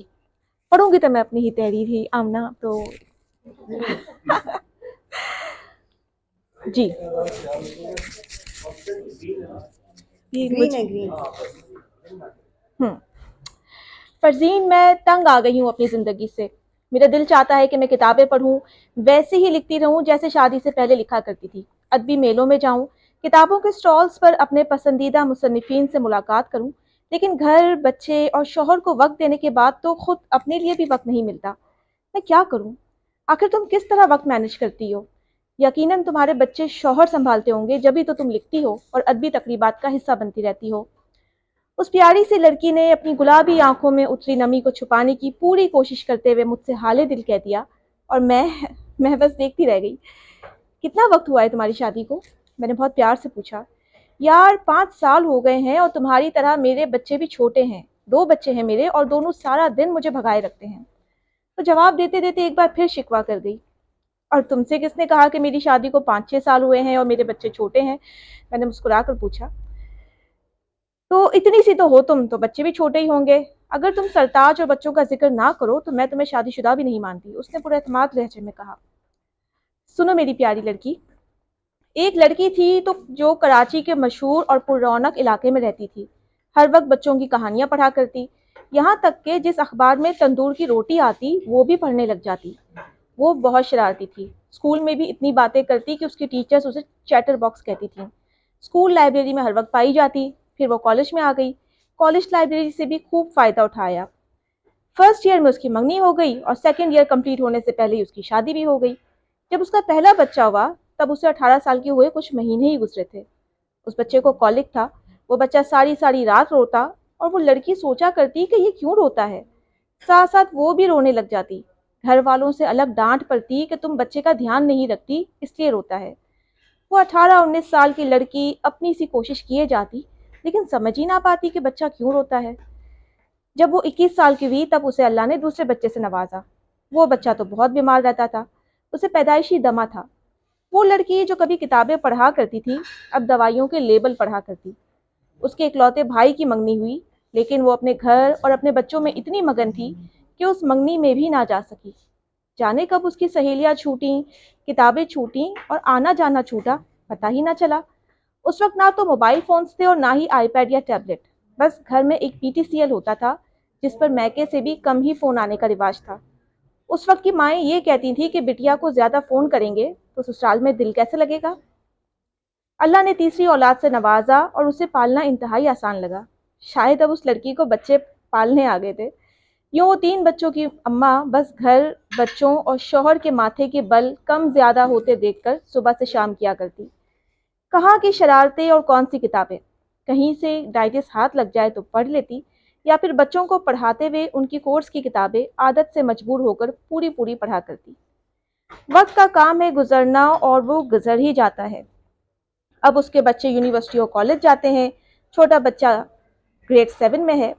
اب جب کہ وہ اپنی زندگی کے 23 سال اپنا گھر بنانے میں، اسے سنوارنے میں، بچوں کی تربیت میں اور انہیں اچھا انسان بنانے میں لگا چکی ہے تو میاں اب اس کے ماتھے کے بل سے پریشان ہو جاتا ہے۔ اب وہ لکھتی ہے، کہیں آتی جاتی ہے تو میری بچی اس نے اپنی ذمہ داریاں پوری کر لی ہیں، تبھی تو لہرا بازی کھل کر لہراتی ہیں۔ میں اپنی عادت سے مجبور ہو کر آخر میں شرارتی ہو گئی اور میرے سامنے بیٹھی اس پیاری سی لڑکی کا منہ کھلا کے کھلا رہ گیا۔ لہرا باجی یہ آپ کی کہانی ہے؟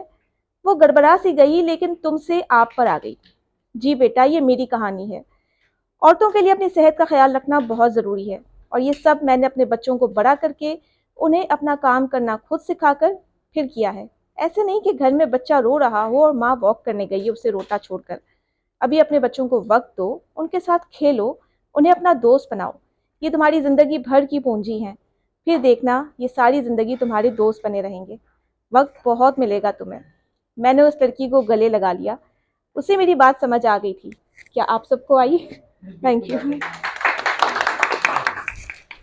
اور اب میں بلانے والی ہوں احمد صاحب کو۔ پلیز احمد صاحب آپ آئیں رہے۔ تھینک یو سو مچ۔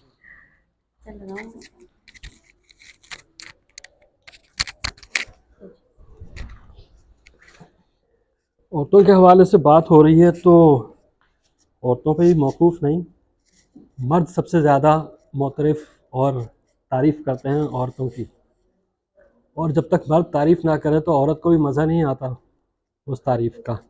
اگر صرف عورت ہی عورت کی تعریف کرے گی تو شاید اس میں کچھ کمی سی یا پھیکا پن رہ جاتا ہے۔ مرد جب تعریف کرتا ہے تو اسے اس بھرپور اپنائیت کا احساس ہوتا ہے۔ آپ کو طاہرہ کاظمی کی کتاب ضرور پڑھنی چاہیے۔ ضرور پڑھیں گے ہم۔ فی الحال جو میں کتاب لے کر آیا ہوں وہ میرے من پسند مرد اگر عورت کی تعریف کرے۔ تو میرے پاس جو کتاب ہے وہ ہمارے دوست ہیں خی اللہ فاروقی صاحب، ان کی کتاب ہے محبت خوش گماں ہے، اور یہ میرے لیے اعزاز کی بات ہے کہ ان کی یہ پہلی کتاب میں نے شائع کی تھی، میں نے پبلش کی تھی 2007 میں۔ جی تو عورت کے حوالے سے ہی بڑی مشہور ان کی ایک نظم ہے، وہ میں آپ کو سناتا ہوں اس میں سے۔ میں ایسی محبت کرتا ہوں، ناکام نہیں، ناشاد نہیں، میں قیس نہیں، فرہاد نہیں، ہنو بھی نہیں، رانجھا بھی نہیں، وامق بھی نہیں، مرزا بھی نہیں، وہ لوگ تو بس افسانہ تھے، اس شدت سے بیگانہ تھے، میں زندہ ایک حقیقت ہوں، سرتاپا جذبہ الفت ہوں، میں تم کو دیکھ کے جیتا ہوں، ہر لمحہ تم پہ مرتا ہوں، میں ایسی محبت کرتا ہوں، تم کیسی محبت کرتے ہو۔ تم جہاں پہ بیٹھ کے جاتے ہو، میں جس چیز کو ہاتھ لگاتے ہو، میں وہیں پہ بیٹھا رہتا ہوں، اس چیز کو چھوتا رہتا ہوں، میں ایسی محبت کرتا ہوں، تم کیسی محبت کرتے ہو۔ تم جس سے ہنس کے ملتے ہو، میں اس کو دوست بناتا ہوں، تم جس راستے پر چلتے ہو میں اس سے آتا جاتا ہوں، میں ایسی محبت کرتا ہوں، تم کیسی محبت کرتے ہو۔ تم جن کو دیکھتے رہتے ہو وہ خواب سراہنے رکھتا ہوں، میں تم سے ملنے جلنے کے کتنے ہی بہانے رکھتا ہوں، میں ایسی محبت کرتا ہوں، تم کیسی محبت کرتے ہو۔ کچھ خواب سجا کر آنکھوں میں پلکوں سے موتی چنتا ہوں، کوئی لمس اگر چھو جائے تو میں پہروں تم کو سوچتا ہوں، میں ایسی محبت کرتا ہوں، تم کیسی محبت کرتے ہو۔ جن لوگوں میں تم رہتی ہو، تم جن سے باتیں کرتی ہو، جو تم سے ہنس کے ملتے ہیں، جو تم کو اچھے لگتے ہیں وہی مجھ کو اچھے لگتے ہیں، میں ایسی محبت کرتا ہوں، تم کیسی محبت کرتی ہو۔ جس باغ میں صبح کو جاتی ہو، جس سبزے پر تم چلتی ہو، جو شاخ تمہیں چھو جاتی ہے، جو خوشبو تم کو بھاتی ہے، وہ اوس تمہارے چہرے پر جو قطرہ قطرہ گرتی ہے، وہ تتلی چھوڑ کے پھولوں کو جو تم سے ملنے آتی ہے، جو تم کو چھونے آتی ہے، ان سب کے نازک جذبوں میں میرے دل کی دھڑکن بستی ہے، میری روح بھی شامل رہتی ہے، تم پاس رہو یا دور رہو نظروں میں سمائی رہتی ہو، میں تم کو تکتا رہتا ہوں، میں تم کو سوچتا رہتا ہوں، میں ایسی محبت کرتا ہوں، تم کیسی محبت کرتی ہو۔ جس کالج میں تم پڑھتی ہو میں اس میں لیکچر دیتا ہوں، وہ کلاس جہاں تم ہوتی ہو میں اس کو تکتا رہتا ہوں، جس کرسی پر تم بیٹھتی ہو میں اس کو چھوتا رہتا ہوں، جو کاپی تم نے گم کی تھی میں اپنے بیگ میں رکھتا ہوں، گدلا سا ایک ٹیشو پیپر جو تم نے کلاس میں چھوڑا تھا وہ میرے پرس میں رہتا ہے، وہ میرے لمس میں رہتا ہے، وہ مخمل ہے، وہ دیبا ہے، وہ چاندی ہے، وہ سونا ہے، وہ عنبر ہے، وہ سندل ہے، وہ خوشبو کا ایک جنگل ہے۔ ہر منظر میں، ہر رستے پر میں ساتھ تمہارے ہوتا ہوں، میں چشم تصور سے اکثر بس تم کو دیکھتا رہتا ہوں، بس تم کو سوچتا رہتا ہوں، میں ایسی محبت کرتا ہوں، تم کیسی محبت کرتی ہو۔ اچھا یہ ہے، اس کے جواب میں ایک اور بھی پھر وہ دوسری طرف سے تھی، اس کا میں آپ کو صرف ایک بند سنا دیتا ہوں ورنہ پھر ٹائم ہمارے پاس کم ہوتا ہے۔ میں ایسی محبت کرتی ہوں، اس کا عنوان: شیریں بھی نہیں لیلا بھی نہیں، میں ہیر نہیں عذرا بھی نہیں، وہ قصہ ہیں افسانہ ہیں، وہ گیت ہیں پریم ترانہ ہیں، میں زندہ ایک حقیقت ہوں، میں جذبہ عشق کی شدت ہوں، میں تم کو دیکھ کے جیتی ہوں، میں ہر پل تم پہ مرتی ہوں، میں ایسی محبت کرتی ہوں، تم کیسی محبت کرتے ہو۔ جب ہاتھ دعا کو اٹھتے ہیں، الفاظ کہیں کھو جاتے ہیں، بس دھیان تمہارا رہتا ہے اور آنسو بہتے رہتے ہیں، ہر خواب تمہارا پورا ہو اس رب کی منت کرتی ہوں، میں ایسی محبت کرتی ہوں، تم کیسی محبت کرتے ہو۔ بہت شکریہ، بہت شکریہ۔ خلیل بھائی کا آپریشن ہوا ہے جی دعا کریں ان کے لیے کہ اللہ پاک جی ہاں، وہ ماشاء اللہ سے گھر آ گئے ہیں، اب ان کی فزیو تھراپی ہو رہی ہے۔ جی جی جی جی خلیل بھائی کہتے ہیں کہ ایک آنکھ میں زندہ رکھا تھا، چلو وہ بھی بہانہ ختم ہوا، اب کیا لکھوں اور کیسے لکھوں، میرا لفظ خزانہ ختم ہوا۔ یہ بھی خلیل بھائی کا ہے اور اسی کتاب میں ہوگا میرے خیال سے۔ اور ابھی پچھلی اردو کانفرنس میں آپ نے پڑھوایا تھا، ماشاءاللہ سما باندھ دیا تھا انہوں نے۔ ہاں پچھلے 30 سال سے سما باندھ رہے ہیں ہمارے ساتھ۔ تھینک یو سو مچ احمد صاحب۔ اب ہمارے ساتھ ایک جانا مانا نام ہے، بہت سارے لوگ ان کو اے آر وائی پہ دیکھتے رہتے ہوں گے رپورٹنگ کرتے ہوئے، اور اوپر میں بھی یہی کہنے والی تھی، اور فیض اللہ صاحب ہمارے ساتھ ہیں، آپ ایک کتاب کے مصنف بھی ہیں، بہت خبروں میں رہے جب ان کی کتاب آئی اور کچھ حادثات کا شکار رہے، اس کے بارے میں بتانا چاہیں تو وہ بتائیں، خواتین کے حوالے سے کچھ کہنا چاہیں تو ضرور کہیں۔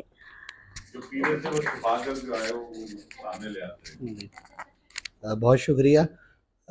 میں بس کتاب میں چند خواتین کے واقعات ہیں تو وہی میں ذکر کر دیتا ہوں، فی البدی ہو گئی ہے تو کوئی غلطی ہو تو جانے دیں اس کو۔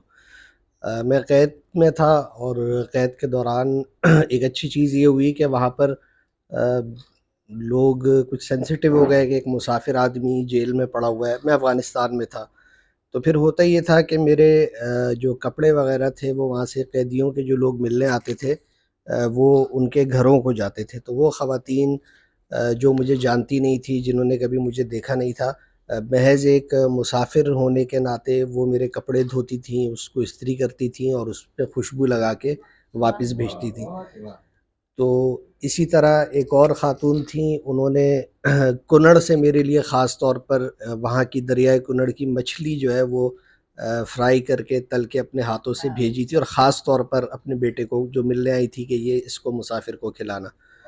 تو یہ وہ خواتین تھیں، ان کا بڑا ایک کریکٹر تھا کہ وہ نہ جاننے کے باوجود بھی انہوں نے صرف ایک مسافر ہونے کے ناطے کسی کو اتنا زیادہ احساس کیا۔ اور پھر اس میں ایک آخری اور تیسرا ذکر میری اہلیہ کا ہے۔ تو جب میں قید ہوا تھا تو جو مسنگ پرسنز آپ سنتے ہیں، کوئی 15 دن میں مسنگ پرسن کے طور پہ رہا، اور اس کے بعد جب میں جیل آیا تو میں نے فون کرنا شروع کیا گھر والوں کو، والدہ کو فون کیا، حسب توقع بہت زیادہ پریشان تھی والد صاحب بھی۔ پھر میں نے اپنی اہلیہ کو فون کیا، تو مجھے لگ یہ رہا تھا کہ روایتی طور پر جس طرح ہوتا ہے کہ مجھے کوئی روتی دھوتی بھی آواز آئے گی کہ یار سرتاج کہاں چلے گئے، پریشانی ہے، یہ مسئلہ ہو گیا، وہ ہو گیا۔ لیکن انٹرسٹنگ بات یہ رہی کہ اتنی کوئی جذبے سے توانا بھرپور آواز آئی دی، اور پہلی سلام کے بعد یہ تھا کہ آپ بالکل پریشان نہ ہو، ہم آپ کو جیل سے نکال لیں گے اور آپ کو کسی بھی طور فکر مند ہونے کی ضرورت نہیں ہے۔ تو جیل میں آپ موجود ہوں اور ہو بھی کسی دوسرے ملک میں، تو وہاں اگر آپ کو کوئی اس طرح سے حوصلہ دے، تو چونکہ آپ سب نے شاید جیل نہیں دیکھی ہوگی تو آپ اس کا اندازہ بھی نہیں کر سکتے، تو وہ بہت زیادہ آپ کے حوصلے کو بڑھانے والی بات تھی۔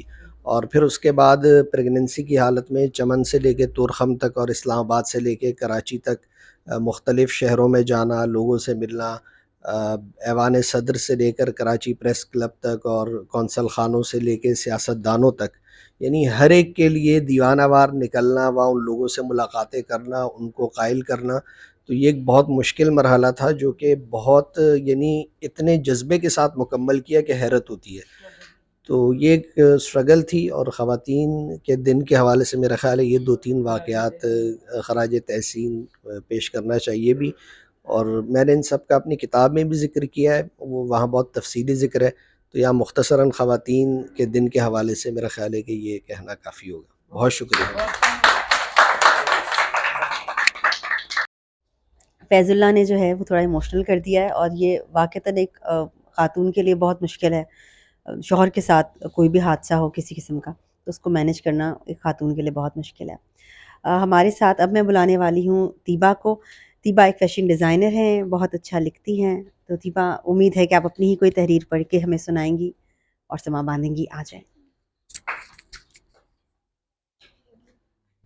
نہ لگاؤ، ایک منٹ جو کہاں لگاؤں، اس پہ لگا دیتی ہوں۔ آواز آئے گی؟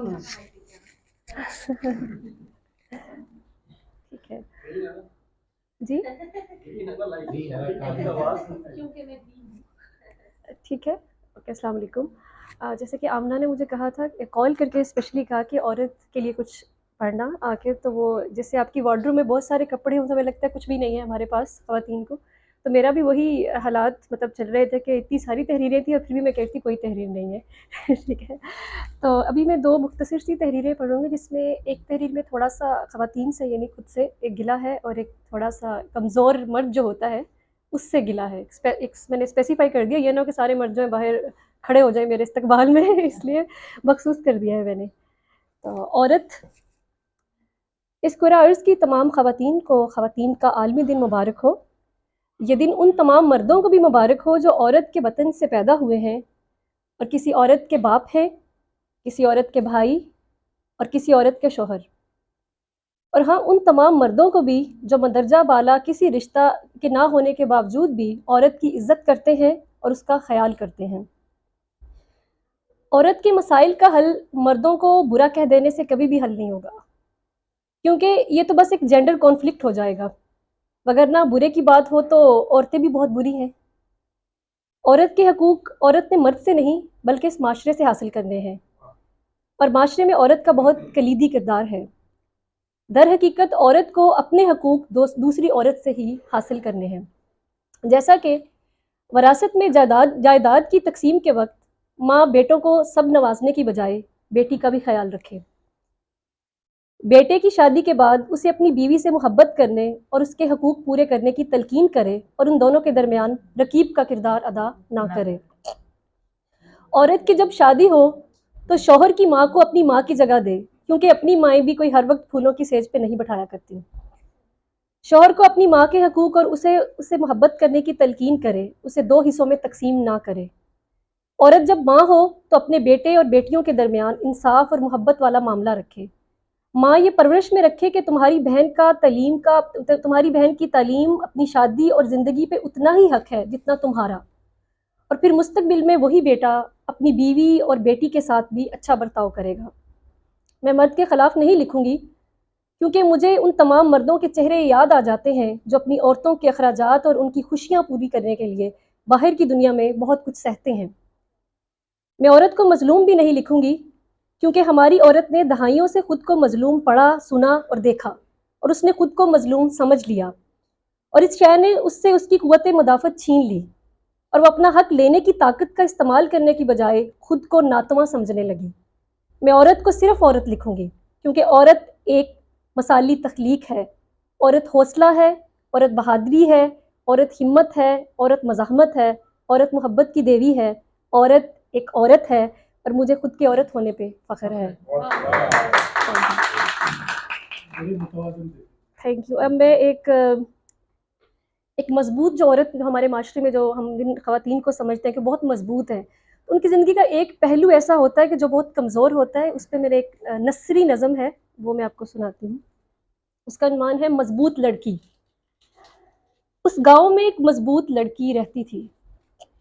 उस गाँव में एक मज़बूत लड़की रहती थी, अपनी धुन की पक्की और मसाइब से लड़ने वाली। वो बागी थी, हालात की, समाज की बागी। वो पैदा ही मज़बूत हुई थी, या शायद इस माशरे में उसे खुद को रोज़ रोज़ मज़बूत पैदा करना पड़ता था, क्योंकि जहाँ औरत कमज़ोर होती है उसे वहाँ कमज़ोर नहीं बनना था। वह एक नाकाबिले तस्खीर चोटी थी। वो एक नाकाबिले तस्खीर चोटी थी, और धुन के पक्के लोगों के लिए वो एक हदफ थी। उनकी ख्वाहिश थी कि वो उसे सर कर पाएँ, मगर वो नाकाबिले तस्खीर ही रह जाती थी। हाँ, मगर तब तक। मगर वो नाकाबिले तस्खीर ही रह जाती थी, हाँ, मगर तब तक उसे मोहब्बत नहीं हुई थी। और जब उसे मोहब्बत हुई तो उसने जाना कि मज़बूती उसकी ख्वाहिश नहीं, ज़रूरत थी। उसका दिल भी कमज़ोर होने को चाहता था। वो किसी बच्चे की मानद ज़िद करना चाहती थी। वो भी सर तस्लीम ख़म करना चाहती थी, अपने देवता के सामने बिखरना चाहती थी, मगर वो भूल गई कि उसकी वाहिद कशिश उसका मज़बूत होना था। अब जबकि मोहब्बत उसे बिखेर रही है, तो कोई क्यों कर उससे मोहब्बत करेगा। अब जबकि मोहब्बत उसे बिखेर रही है, तो कोई क्यों कर उससे मोहब्बत करेगा। मज़बूत चोटियों से इश्क करना तो फ़ातिहीन का पसंदीदा मशगला रहा है। लेकिन रेत रेत होते वजूद को अपना हसार देने कोई नहीं आया करता। कोपे माँ रेगिस्तानों से मोहब्बत नहीं किया करते। वो ताउमर किसी मज़बूत हसार की तलाश में सरगर्दा रही, जो उसे कमज़ोर होने दे, क्योंकि वो समझ चुकी थी कि मज़बूत औरतें सर की जाती हैं। क्योंकि वो समझ चुकी थी कि मज़बूत औरतें सर की जाती हैं और कमज़ोर औरतें मोहब्बत की हकदार ठहरती हैं। मगर शुमाई किस्मत कि वो सर तो की गई, मगर उसे कमज़ोर औरत होने का हक़ न मिला, क्योंकि इस माशरे का मर्द माज़रत के साथ क्योंकि इस माशरे का मर्द मोहब्बत में तरस खाने का हुनर रखता है। मोहब्बत में तरस खाता है और तरस खाकर मोहब्बत करता है। वो कमज़ोर पड़ती मज़बूत औरतों से मोहब्बत करने से डरता है। वो कमज़ोर पड़ती मज़बूत औरतों से मोहब्बत करने से डरता है। Thank you so much.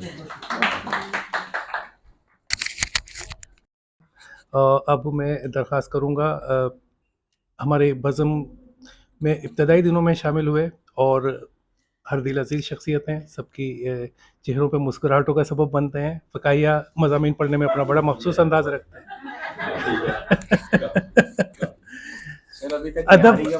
अदब शनास की जान है जी अज़मी साहब। मेरे साथ मुझे गले मिल रहे हैं।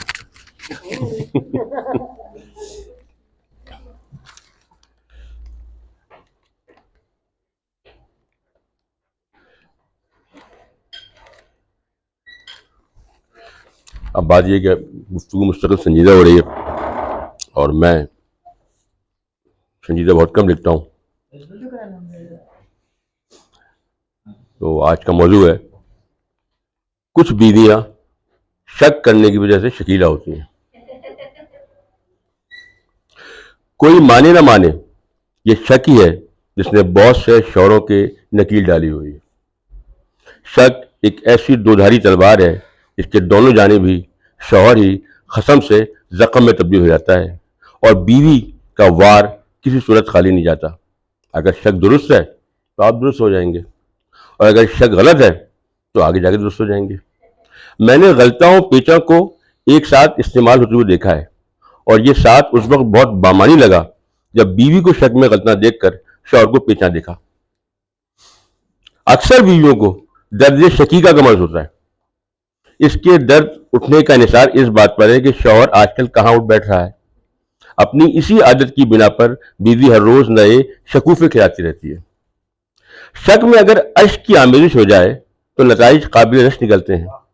वैसे हर शौहर शक्कुल शक की पूरी कोशिश करता है, मगर इस मामले में बीवी किसी शक में नहीं पड़ती और हर शक पर कामिल यकीन रखती है।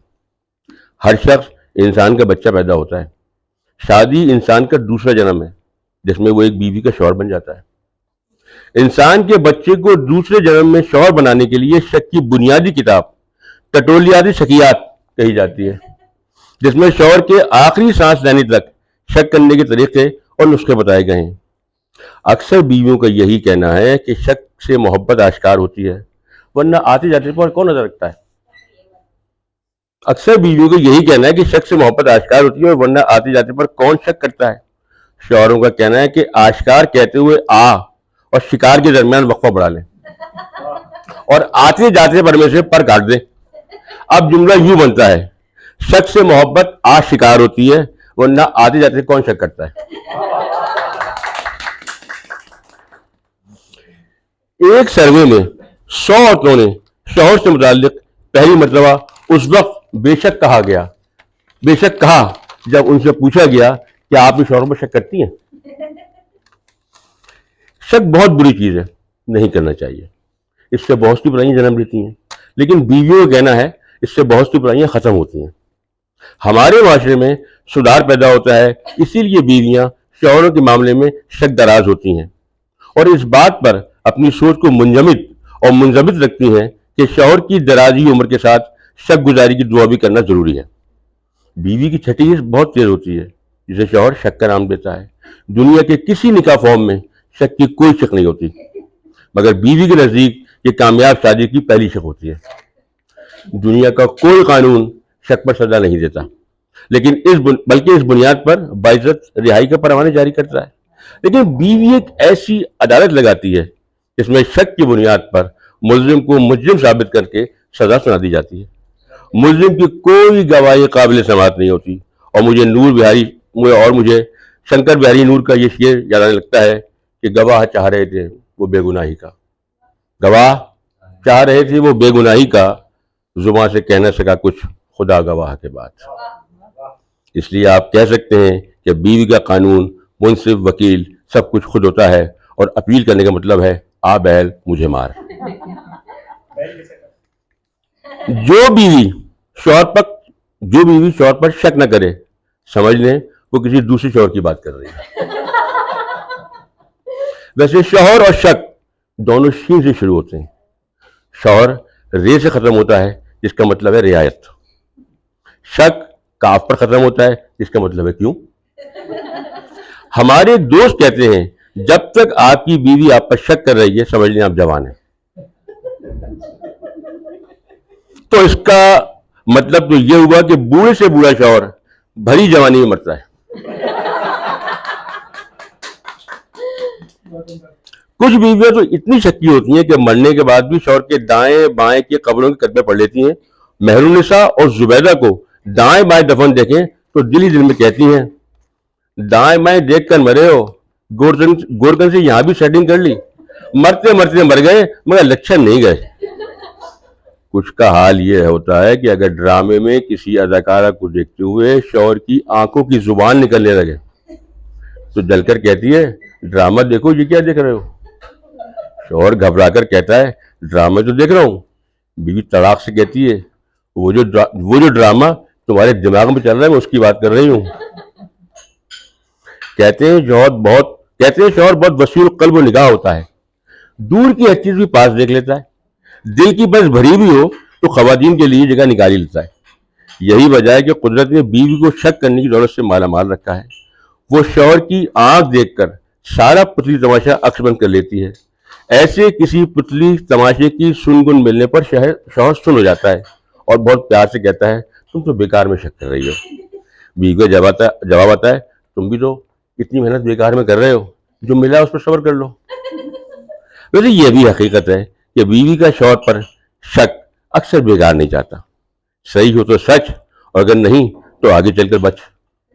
वैसे मैंने बच की पिच पर मुतादिद शौहरों को बीवी के हाथों जीरो पर क्लीन बोल्ड होकर घर के पवेलियन में वापस जाते हुए देखा है। शक पर बीवी का पैदाइशी हक है, इसलिए वो शौहर को जिंदगी भर पैदाइशी हक के तले दबा कर रखती है। बीवी के मिजाज में इतना शक होता है कि वो शुक्रगुजार भी शक गुजार पड़ती है। शौहर बीवी को मोहब्बत से देखे तो भी शक करती है, अच्छा तो ये रिहर्सल हो रही है। बीवी तो शौहर के मरने पर ये तो देख लेती है कि कौन सी औरत उससे ज्यादा गमज़दा है। यही हाल अपने इंतकाल पर भी होता है। एक साहब की बीवी सुधार गई, शौहर गमज़दा, मुझे तो कहना चल रहा था। मोहल्ले की एक अधेड़ उम्र कमाई औरत ये मंजर देख रही थी। बीवी ने फौरन कफन से हाथ निकाला और शौहर से कहा, सुनो, मुझे तो पहले ही शक था, अब इससे ब्याह कर लेना, वरना मेरा शक से यकीन उड़ जाएगा।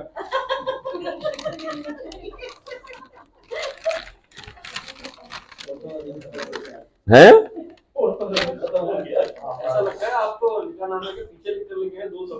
बिल्कुल। कहते हैं शक वहम की एक जनाना किस्म है, और वहम का कोई इलाज नहीं। आप गलत समझ रहे हैं। शक एक ऐसी बीमारी है जो होती बीवी को है और इलाज शौहर का होता है।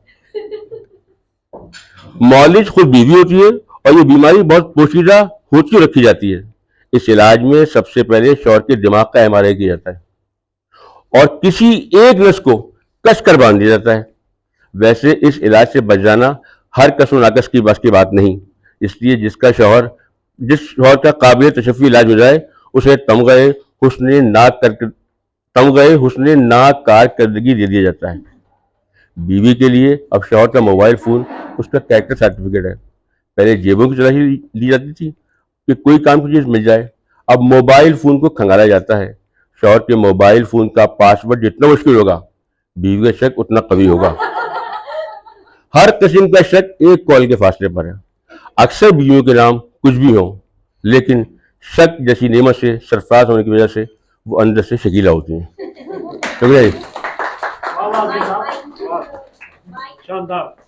यार ये माइक हमेशा इंफोटेनमेंट की दुनिया के बारे में जानने के लिए हमारे चैनल इंफोटेनमेंट पाकिस्तान को सब्सक्राइब कीजिए और बेल आइकॉन को ऑन कर दीजिए ताकि आपको हमारी अपडेट्स मिलती रहें। क्योंकि अज़मी साहब को पता है कि उनको रियायत मिलेगी तो वो ये तहरीर सुना सकते थे और हमने बहुत एंजॉय किया।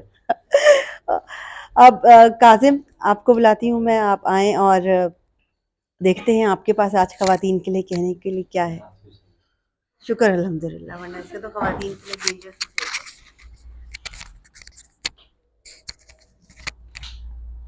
अच्छा, आज फिर मैं तैयारी करके नहीं आया हूँ। तो हुआ ये कि मैंने अपनी लाइब्रेरी में देखा कि कौन कौन सी किताबें जो है वो जिसकी मुसन्निफ़ा जो है वो औरत है। तो वैसे तो पाकिस्तानी 2 ख़वातीन ही मिली मुझे, तो क्योंकि मैंने उनको दावत दी थी, वो आई नहीं, तो फिर जब वो आएंगी तो फिर उनके बारे में उस वक्त गुफ्तगू की जाएगी। तो वेस्ट में मेरे पास 3 औरतें जिनको मैंने काफ़ी ज़्यादा स्टडी किया है। इसमें एक है लेस्ली हैज़ल्टन, एक है कैरन आर्मस्ट्रॉन्ग और दूसरी है रोंडा बाई। तो थोड़ा सा तारुफ करवाता जाता हूँ। सबसे पहले जो है वो लेस्ली हैज़ल्टन है, जो कि एक जू है। उन्होंने एक होली प्रॉफिट यानी रसूल खुदा की शख्सियत के ऊपर एक किताब लिखी है اور اس کے علاوہ انہوں نے ایک کتاب آفٹر دی پروفٹ لکھی ہے کہ اس میں انہوں نے یہ لکھا ہے کہ یہ شیعہ سنی جو مسئلہ ہوتا ہے وہ کیوں ہوتا ہے. تو ایک عورت کے لیے اتنا حساس موضوع اور ایک یہودی ہو کے یہ موضوع لکھنا بہت بڑی بات ہوتی ہے. اس کے بعد ایک عیسائی خاتون ہے، ان کا نام ہے کیرن آرمسٹرانگ. کیرن آرمسٹرانگ کی بہت ساری کتابیں ہیں جن کے اندر ہے ہولی وار، جن کے اندر ہے prophet Muhammad peace be upon him, the prophet of our time, اس کے بعد جیروسلم، اس کے بعد ہسٹری آف گاڈ. تو کیرن آرمسٹرانگ کی بہت ساری کتابیں. اچھا، کیرن آرمسٹرانگ کے اگر وہ عیسائی خاتون ہے اور عیسائی نن ہے، یعنی کیتھولک پریسٹ کے اندر بہت بڑا نام ہوتا ہے نن کا. تو انہوں نے کیا کیا کہ جب ورلڈ ٹریڈ سینٹر کا جو سانحہ ہوا تو ورلڈ ٹریڈ سینٹر کے سانحے کے بعد مسلمانوں کو یہ کہا گیا کہ مسلمان جو ہے وہ مشدد ہے، تشدد کرتے ہیں، اور اس کی بنیاد ان کے پروفٹ ہے. یعنی ان کے پروفٹ ترغیب دیتے ہیں کہ مسلمان جو ہے وہ یہ اس طریقے سے حرکت کرتے ہیں، اور ان کی بیس لائن قرآن مجید ہے. تو ایک عیسائی خاتون ہونے کے باوجود انہوں نے کہا کہ یہ ویسٹ کا پروپیگنڈا ہے اور ایسا کچھ بھی نہیں ہے. میں نے اسلام کو بہت زیادہ اچھی طریقے سے اسٹڈی کیا ہے، اور انہوں نے رسول خدا کے اوپر، اسلام کے اوپر بہت ساری کتابیں لکھی ہے. اور ایک اس کے اندر اگر ہم اسی کا الٹ کر دیں کہ اگر فرض کریں ہمارے یہاں پہ ویسٹ کے مقابلے میں اگر ہمارے یہاں پہ کوئی مسلمان عورت یہ کام کرتی، عیسائیت کی دفاع میں کوئی کتاب لکھتی، یہودیت کی دفاع میں کوئی کتاب لکھتی، تو اس کا سر کہیں اور ملتا اور نیچے کا حصہ کہیں اور ملتا. تو یہ بہت بڑی بات ہے کہ ویسٹ کے اندر بیٹھ کے جو ہے وہ رسول خدا کی شخصیت کے اوپر، اسلام کے اوپر، مسلمانوں کے اوپر، اور ایک نہیں کئی ساری کتابیں انہوں نے لکھ دی. اس کے بعد تیسری کتاب جو ہے، جو کہ ایک ہے رونڈا بائن. رونڈا بائن اگر آپ نے سیلف ہیلپ کی کتابیں اگر پڑھی، اور لا آف، کیونکہ سیلف ہیلپ جو ہے وہ لا آف اٹریکشن کے اوپر پورا کا پورا بیس کرتا ہے. تو رونڈا بائن نے جو ہے وہ اس کے اوپر پہلے 3 کتاب لکھی، یعنی کہ پہلی سیکریٹ، دوسرا ہے دی پاور، اور تیسرا ہے ہیرو. تو کیونکہ وقت میرے پاس بالکل نہیں تھا، اور جو ہے وہ میں نے کی تھی اسٹڈی، تو میں نے جو ہے کیونکہ سیکریٹ جو ہے وہ آلریڈی یہاں پہ اس محفل کی میں اس کتاب کا تبصرہ ہو چکا ہے، تو میں جو لے کے آیا تھا وہ ان کی کتاب لے کے آیا تھا ہیرو. اور اس کتاب کی خاص بات یہ ہے کہ رونڈا بائن کی جو تینوں کتابیں وہ بھی کسی عورت نے، یعنی کہ طیبہ ارشد صاحبہ نے اس کتاب کا، ان کی تینوں کتاب کا ترجمہ کیا ہے، اور بہت عمدہ ترجمہ کیا ہے. اس کے علاوہ جو ہے بس ایک لائن اس کے اندر صرف اور میں آپ کو بتا دوں کہ اس کے اندر شروع میں ایک لائن لکھی ہوئی ہے کہ اگر آپ کی زندگی کا مقصد پورا، لوگوں کو جاننا کہ میری زندگی، میری خلقت کا مقصد، میری زندگی کا مقصد پورا ہوا ہے یا نہیں ہوا، تو اگر آپ ابھی تک زندہ ہیں تو اس کا مطلب پورا نہیں ہوا ہے. تو کوشش کریں، ڈھونڈیں کہ آپ کی زندگی کا کوئی مقصد ہے اور اس کو فلفل کرنے کی کوشش کریں. بہت شکریہ. اللہ حافظ.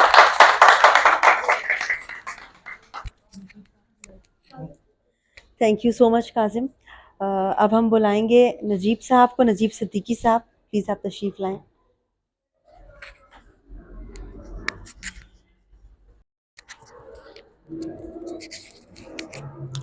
السلام علیکم. نجیب صدیقی نام ہے میرا.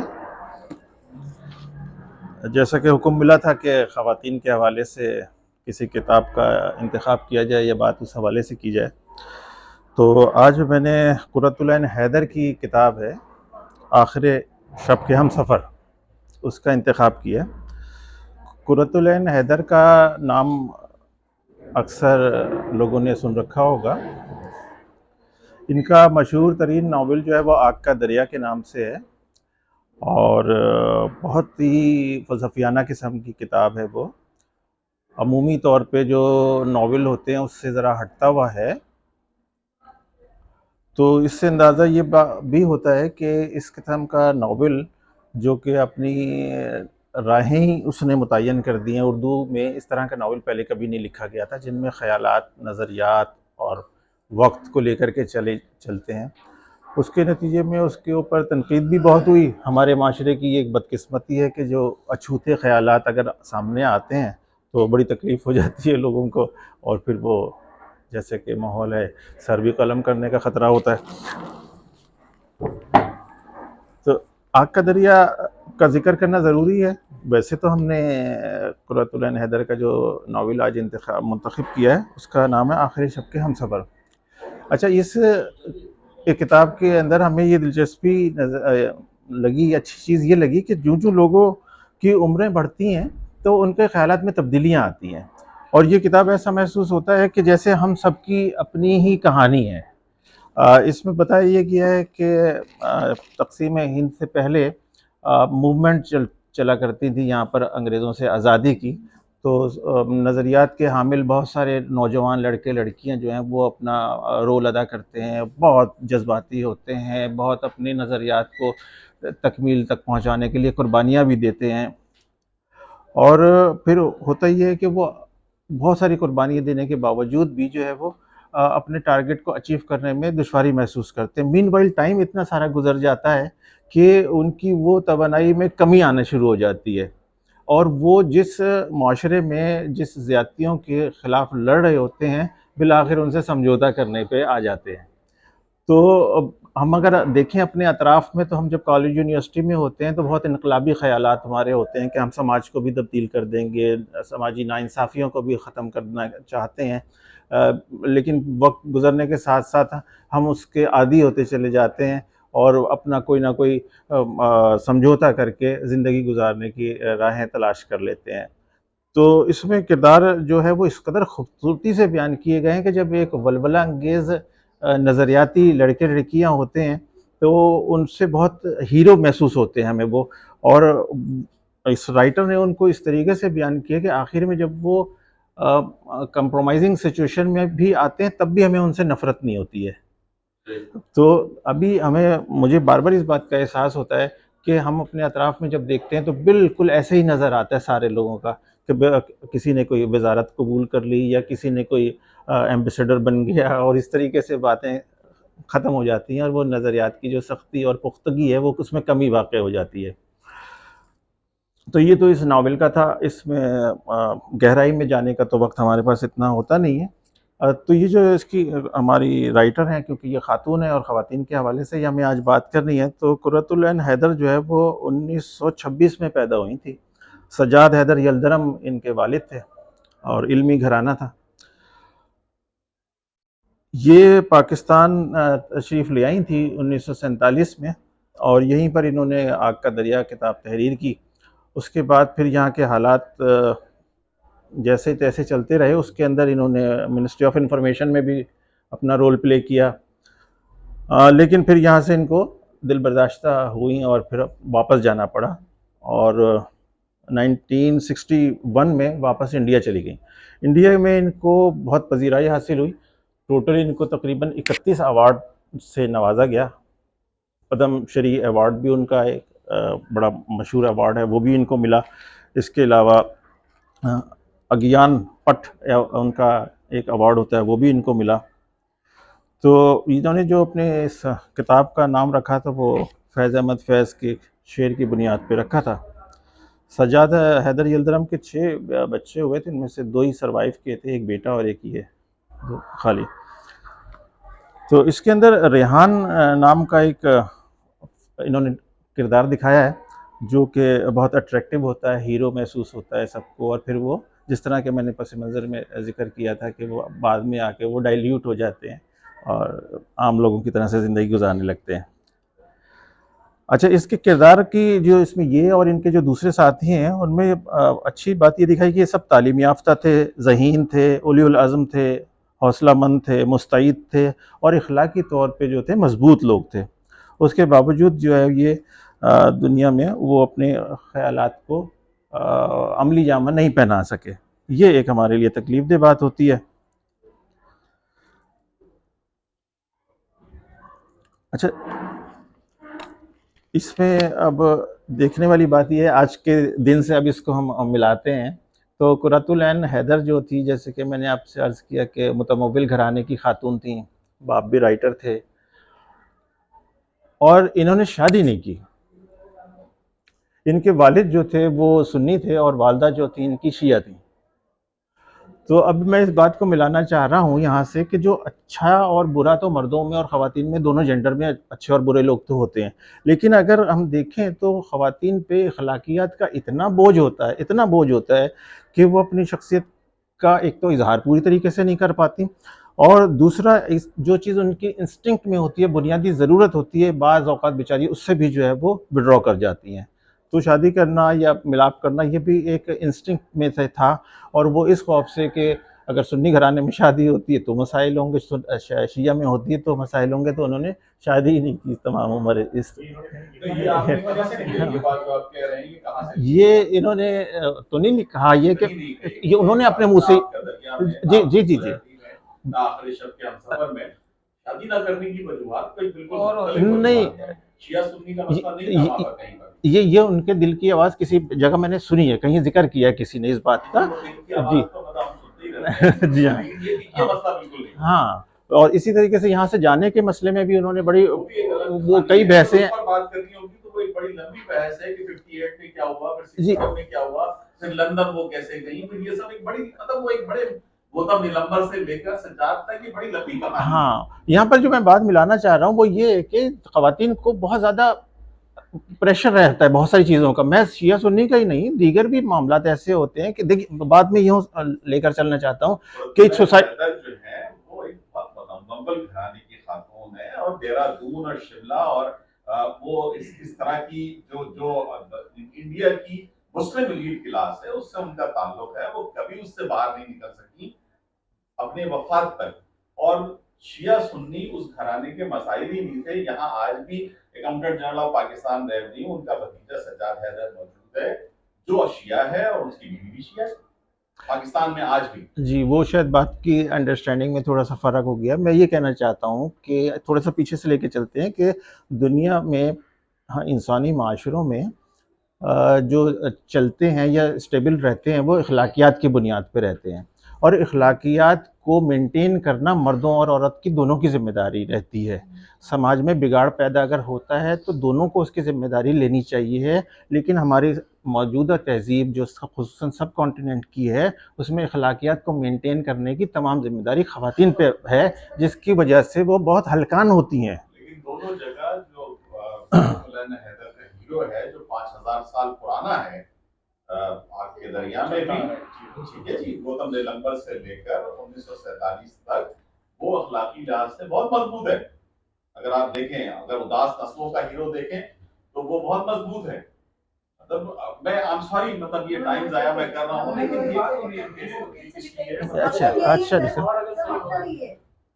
تو ہم اس کو مجھے آپ کے صرف اس لیے کہ اس خاندان کا اگر ہم قرۃ العین حیدر کو دیکھیں جو 48 کے شروع میں یہاں آئیں اور اس کے بعد یہاں سندھی مسلم سوسائٹی میں وہ رہتی رہی، ان کا ناول ہاؤسنگ سوسائٹی جو ہے وہ وہاں سے لکھا گیا، یا اس میں اس خاندان کے مسائل یہ تھے ہی نہیں.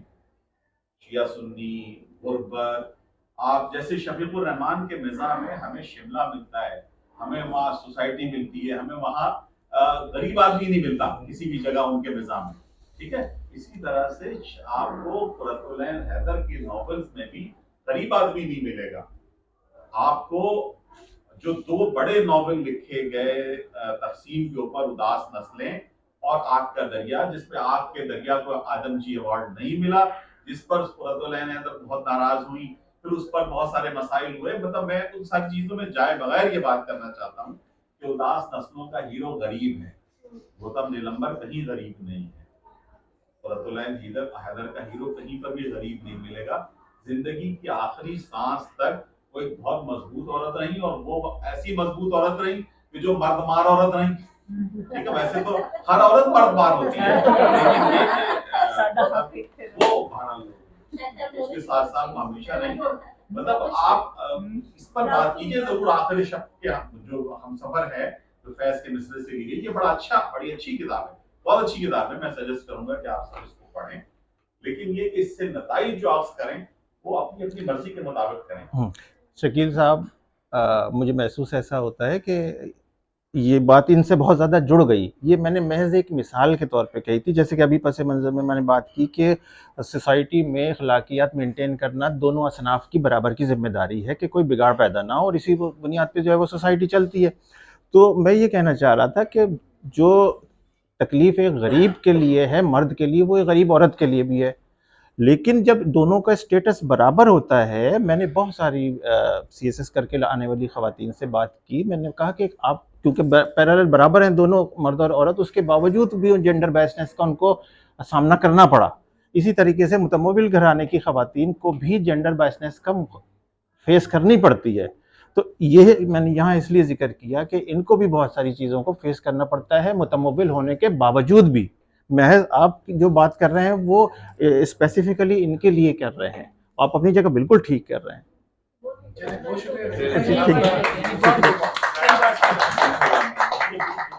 करते हैं एग्जैक्टली इसका मकसद ही है।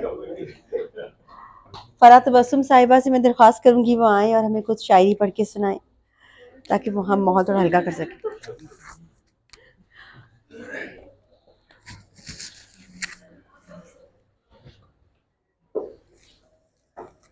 तमाम अहबाब को अस्सलामुअलैकुम।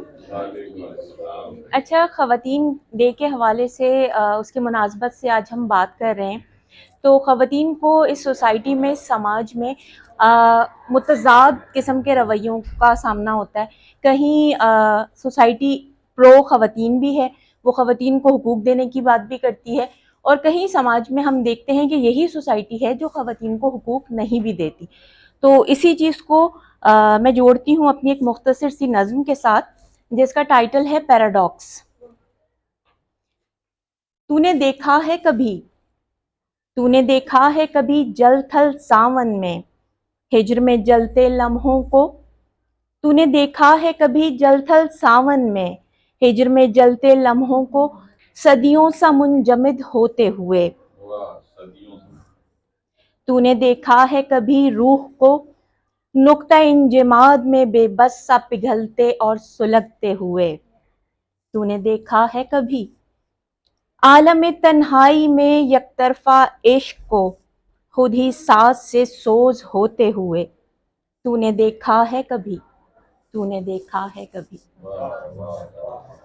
और उसके साथ साथ क्योंकि हम तो नौ आमोज़ हैं, लेकिन सादिया हरीम एक सीनियर शायरा हैं और आर्ट्स काउंसिल में ही उनसे तारुफ़ हुआ पिछले दिनों, और उनकी शायरी ने मुझे इतना मुतासिर किया कि उनकी कुतुब जो हैं मेरे सराहने होती हैं। और इनकी तसानीफ़ में दर्द मुश्तरक है, जो इनका पहला मजमुआ कलाम है जो 2007 में आया।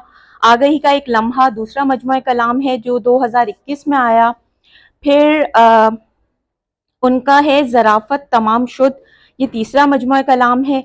और इनका चौथा मजमुआ कलाम मेरे हाथ में है जिसका नाम है रंग मेरे दरवाज़े पे। और इससे मैं इनका कलाम जो मैंने मुंतखब किया है आपकी समातों की नज़र करती हूँ। उम्र कैसे हो बसर सीख लिया है मैंने, उम्र कैसे हो बसर सीख लिया है मैंने, काम मुश्किल है मगर सीख लिया है मैंने। एक चुप रहने से टलती हैं बलाएं कितनी, एक चुप रहने से टलती हैं बलाएं कितनी, ज़ब्त करने का हुनर सीख लिया है मैंने। जिसके साये में सब आ जाते हैं सस्ताने को, जिसके साये में सब आ जाते हैं सस्ताने को, कैसे बनता है शजर सीख लिया है मैंने। कैसे तावीज़ मोहब्बत को लिखा जाता है, कैसे तावीज़ मोहब्बत को लिखा जाता है, कैसे होता है असर सीख लिया है मैंने। वो मकान लोग जहां उम्र बसर करते हैं, वो मकान लोग जहां उम्र बसर करते हैं, किस तरह बनता है घर सीख लिया है मैंने।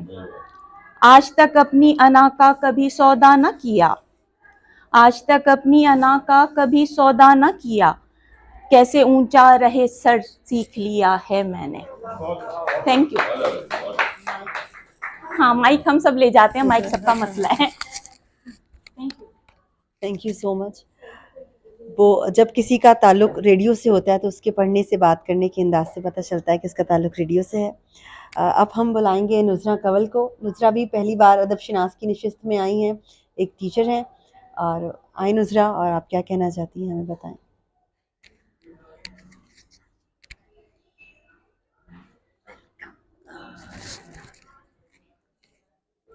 अस्सलाम वालेकुम। मैं बेसिकली एक टीचर हूँ और एप्पा स्कूल से जो मेरा ताल्लुक़ है, ऑल पाकिस्तान विमेंस एसोसिएशन।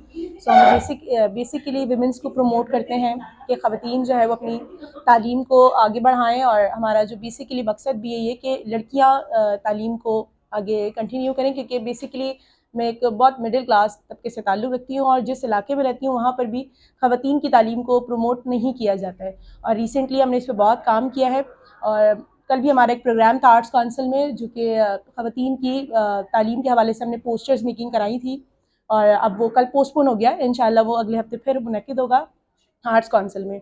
اور میں نے جو ہے وہ خواتین کے عالمی دن کے متعلق ایک جو ہے وہ کتاب ہے، اس کا ایک اقتباس ہے، وہ میں پیش کرتی ہوں. اقتباس ہے عورت کا مقدمہ کتاب، جو کہ غلام اکبر ملک نے لکھی ہے. ٹھیک ہے، ان کی کتاب کا ایک اقتباس ہے. الحمدللہ مجھے فخر ہے کہ میں عورت ذات کے متعلق کسی بھی قسم کے تحقیر آمیز نظریات نہیں رکھتا. اس نے مجھے زندگی دی ہے اور میں اس سے زندہ رہنے کا حق نہیں چھین سکتا. وہ میرا لباس ہے، لہٰذا میں اسے ننگے انسانیت ہونے کا طعنہ نہیں دے سکتا. اس نے میری نجاستیں دھو کر مجھے پاک صاف رکھا، لہٰذا میں اسے نجس مخلوق قرار نہیں دے سکتا. اس نے مجھے انگلی پکڑ کر زمین پر چلنے کا طریقہ سکھایا، لہٰذا میں اس کے پاؤں سے زمین نہیں کھینچ سکتا. اس نے میری تربیت کر کے مجھے انسان بنایا، لہٰذا میں اسے ناقص العقل نہیں کہہ سکتا. اس کا ودیت کردہ خون میری رگوں میں دوڑ رہا ہے، لہٰذا میں اسے شیطان کا دروازہ یا لغزش کا محل نہیں کہہ سکتا. اس نے مجھے گھر کی پرآسائش و پرسکون زندگی عطا کی ہے، لہٰذا میں اسے فتنہ و فساد کی جڑ قرار نہیں دے سکتا. اس نے مجھے کامل بنایا، لہٰذا میں اسے ناقص نہیں کہہ سکتا. اس نے مجھے انسان بنایا، لہٰذا میں اسے آدھا انسان قرار نہیں دے سکتا. اس نے مجھے اپنی زندگی کی ہر سانس کے ساتھ مجھے اپنی دعاؤں سے نوازا ہے، لہٰذا میں اسے حقارت آمیز گالیاں نہیں دے سکتا. اگر میں ایسا کروں تو میری اپنی ہی ذات کی تحقیر اور تذلیس اور نفی ہوتی ہے. اللہ کا شکر ہے کہ میں عورت ذات کے متعلق ہر طرح کا حسن زن رکھتا ہوں. اور مجھے یہ جب میں نے یہ اقتباس پڑھا تو مجھے بیحد خوشی اس لیے ہوئی کہ ہم جس معاشرے میں رہتے ہیں، خاص طور پر اگر ہم مڈل کلاس طبقے کی بات کریں تو وہاں پر عورت کو بطور عورت تو سمجھا ہی نہیں جاتا ہے، وہ اس کو انسان بھی میں کہوں تو نہیں سمجھا جاتا ہے. تو بیسیکلی مجھے پڑھ کے خوشی ہوئی کہ ہمارے معاشرے میں اب ایسے لوگ ہیں، خاص طور پہ مرد، کہ جو عورت کو ایک انسان سمجھ رہے ہیں. مطلب میری اپنی پہلی خواہش یہی ہے، کیونکہ میں نے زندگی میں بہت سفر کیا ہے. میں بہت چھوٹی عمر میں بہت چھوٹی عمر میں نے زندگی کے بہت سارے فیسز دیکھے. سو مجھے ایسا لگتا ہے کہ عورت کو بطور انسان سمجھنا چاہیے، نہ کہ عورت. اگر ہم اسے انسان سمجھتے ہیں تو وہ ہم وہاں پر جو ہے وہ عورت کو عورت ہونے کا حق دیتے ہیں. اگر ہم اسے انسان ہی نہیں سمجھتے تو مجھے نہیں لگتا ہے کہ وہاں پر ہم خود بھی انسان ہیں، کیونکہ اگر ہم انسان ہیں تو ہمیں عورت ہو یا چاہے مرد، ان کو ایکویلٹی، برابری کے جو ہے وہ بنیادی حقوق اور دینے چاہیے. اور پھر عورت پر بھی یہ منحصر ہے کہ وہ ان تمام حقوق اگر اسے مل رہے ہیں تو وہ اپنے فرائض میں بھی کمی نہ کرے. اور اس میں میری ایک چھوٹی سی ایک نظم ہے جو کہ میں نے خود لکھی، اور یہ میں نے اپنے آپ کو حوصلہ دینے کے لیے لکھی تھی جس وقت میں نے خود جو ہے وہ ایک مشکل وقت زندگی گزارا. تو بس بہت چھوٹی سی نظم ہے، آپ سے سنیے گا. تجھے معلوم ہے نظرا تیری آنکھوں کے پردے پر ہمیشہ میں نے دیکھی ہے بڑی معصوم سی گڑیا. تجھے معلوم ہے نظرا تیری آنکھوں کے پردے پر ہمیشہ میں نے دیکھی ہے بڑی معصوم سی گڑیا. وہ جس کے چار جانب بس حیا کے رنگ بکھرے ہیں، وہ جس کے لفظ میٹھے ہیں کسی کوئل کی کوکو سے. تمہاری ان حسین آنکھوں کے سارے خواب سچے ہیں، تو نے جو بھی لکھے ہیں وفا کے باب سچے ہیں. مگر اس جھوٹ کی دنیا میں آ کر ڈر گئی ہوں میں، مگر اس جھوٹ کی دنیا میں آ کر ڈر گئی ہوں میں، یہ دنیا تیرے خوابوں کو کہیں پر توڑ نہ ڈالے. بہت شکریہ. آپ سب کو سماعت. Sorry so sorry.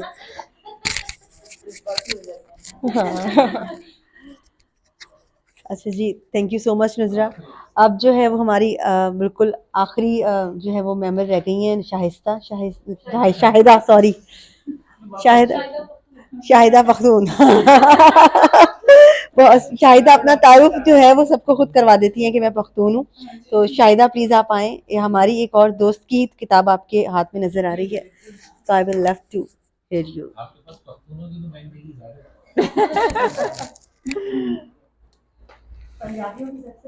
ویسے میں اپنے آپ کو سندھی کہتی ہوں اس لیے کہ میں یہاں پہ حیدرآباد کے قریب ایک گاؤں تھا ٹنڈو کیسر نام کا، میری پیدائش وہاں پر ہوئی ہے. تو دیکھا جائے تو میں ملٹی کلچرل ہوں. مطلب اس طرح سے اردو جو ہے ادب کے حوالے سے وہ شاید بچپن سے ہمارا شوق تھا. وہی جو نہیں جس سے تندور کی روٹیاں آتی ہیں، ہم وہ اخبار بھی پڑھے بغیر نہیں پھینکتے تھے، تو اس طرح کے ہم لوگ ہیں. तो इस तरह से मल्टी कल्चरल हूँ मैं। लेकिन खैर ये है कि वालिदैन अभी तक पठान और पश्तो और ये सब चलता है। अच्छा, ये मैं किताब का जो तारुफ कराना चाह रही हूँ ये है, नाम वाम तो आपने बता दिया, तारुफ की तो ज़रूरत नहीं है। ये किताब है पहली चुप का शोर। तो ये मेरी एक दोस्त हैं महजबीन आसिफ, बहुत अच्छा उनका नाम है काफ़ी, ये कराची की अदबी महाफिल में वो मौजूद रहती हैं और ख़ासी सरगर्म रहती हैं। उन्होंने ये किताब लिखी थी, तो मुझे ऐसे ही लगा कि जिस तरह से आमतौर से ख़वातीन की कुतब होती हैं कि वो ये हीरो हीरोइन के किस्से और इस तरह के अफसाने या औरत के ऊपर मज़ालिम और आखिर में उसकी फतह हो जाना और इस तरह की, लेकिन मुझे पढ़ के बहुत अच्छा लगा। और उनकी जो अल्फाज का ज़ख़ीरा इसमें उन्होंने जो जो अपनी छोटे छोटे से क्लिप्स टाइप के बनाए हैं, इतनी बड़ी बड़ी उनकी नहीं है, ना कोई अफसाने ना कुछ इस तरह की कहानियाँ हैं, लेकिन उसमें इतना अल्फाज का भरपूर इस्तेमाल किया गया है कि मुझे पढ़ के बड़ा सरप्राइज़ और खुशी हुई इसमें। इसका एक मैं पैराग्राफ आपको सुनाती हूँ। कीजा नामे कौन, शायद कुछ हमारे पाकिस्तान में जिस तरह से एक सिस्टम है, मरीज़ जो है अस्पताल जाता है तो वो तड़पता रह जाता है और कम जगह नहीं मिलती है या डॉक्टर्स नहीं होते हैं या उसको उनको वो केयर नहीं मिलती है जो उसका हक होता है। तो इस तरह से उन्होंने ये चीज़ करके लिखी है। कहती हैं कि उसकी कुछ सांसें आँखों के हल्के बुझते दीप की मानिंद आहिस्ता खराम तुलो गुरूब हो रही थी। मुंजमद होते लम्हों में हवास बाख्ता सरासीमा प्यारे इस मंजर को वहशत ज़दा पुतलियों से देख रहे थे, तड़प रहे थे। कोई वाट खाली नहीं, बुझते पपड़ी ज़दा लबों पर रुकी आहें तड़प कर रह गईं। आईसीयू की ज़रूरत है इसे, नफ़ी का बोर्ड, ऑपरेशन की हाजत है, ये है रकम, ये लो, पूरी है गिन लो, खुदारा ऑपरेशन थिएटर ले चलो उसे। एक नफ़ी की गर्दान, बदन दुरीदा, चीखते कराहते वजूद को नज़रअंदाज करते कैमरामैन, रिपोर्टर्स इस हकीकी मंजर को ब्रेकिंग न्यूज़ में बदलने के लिए कोशां। पीपल की घनी छाँव ने कराहते सिसकते वजूद को आर्जी पनाह तो दे रखी थी, आखिर कब तक। लहू के छींटे उड़े, उसकी खुली आंखें उन मर्दों से जिंदगी की भीख मांगते मांगते हार गईं, बंद हो गईं, जो खुद हिजड़े साबित हो रहे थे। आज इंसानियत भी अपनी मर्दानगी पर शर्मसार थी। तो बहुत दर्द भरा जो है उनका ये मुझे लगा था। और एक और जगह कहते हैं कि ये कुछ मदर्स डे के हवाले से उन्होंने, बाजी फूल ले लो ना बाजी, गाड़ी के शीशे के पार दो हसरत भरी आंखें, लजाजत भरे अल्फाज, बनती मिटती उम्मीद के माबैन जज्बात। मैंने गाड़ी का शीशा नीचे किया, फटे गर्दालूद कपड़े, तपती सड़क पर चप्पल से बेनियाज पा प्यादा, धूप से पपड़ी जमे होंठ, सवाली आंखें, साहिबा से महरूम, छाँव से नामानूस। ये पैसे किसको देते हो? मैंने फूल लेते हुए पूछा। माँ को, वो बीमार है बहुत, बाजी खांसती रहती है। करीब ही स्कूल का मुनक्किदा मदर्स डे पर प्रोग्राम ख़त्म हुआ। मासूम बच्चे की आंखें जैसे जल उठी। वो उस तरफ भागा जहाँ बच्चे कार्ड्स हाथों में पकड़े पुरजोश अपनी माओं के लिए फूल फरोश से फूल खरीदने में मसरूफ हो गए। अच्छा, थोड़ा सा और कर दें या नहीं, टाइम कम?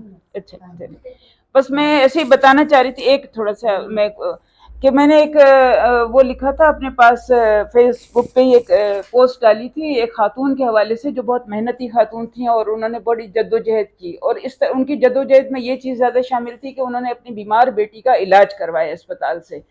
तो ये चीज़ मुझे इतनी ज़्यादा मैं मतलब अप्रिशिएट करती हूँ इसको, क्योंकि आजकल के दौर में या जो अनपढ़ तबका होता है उसमें ये होता है कि ज़्यादातर जो बच्चे स्किज़ोफ्रेनिया या डिप्रेशन का शिकार होते हैं या ख़वातीन भी, उनके लिए यही कहा जाता है कि इसका दम करा दो, इसको बाबा के पास ले जाओ, इसको मज़ार पे ले जाओ। लेकिन उस खातून ने, वो एक इलिटरेट खातून बिल्कुल, और वो मतलब बिल्कुल जिस तरह से मेहनत कश ख़वातीन होती हैं, लेकिन उस खातून ने मेरे कहने पे उसका इलाज करवाया, साइकेट्रिस्ट के पास लेकर गई, उस बच्ची ठीक हो गई बिल्कुल। और मेरी पोस्ट लिखने के बाद फ़ायदा ये हुआ कि एक साहब ने मुझे इनबॉक्स में मैसेज किया कि अगर वो खातून नीडी हैं तो मैं उनकी मदद करना चाहता हूँ। तो मैंने उनको ये कहा कि आप मदद करें, लेकिन इस तरह से करें कि उन बच्चियों का कहीं पे रोज़गार लगा दें। वो बच्चियाँ एजुकेटेड थीं, उस खातून ने उनको पढ़ाई भी मुकम्मल कराई।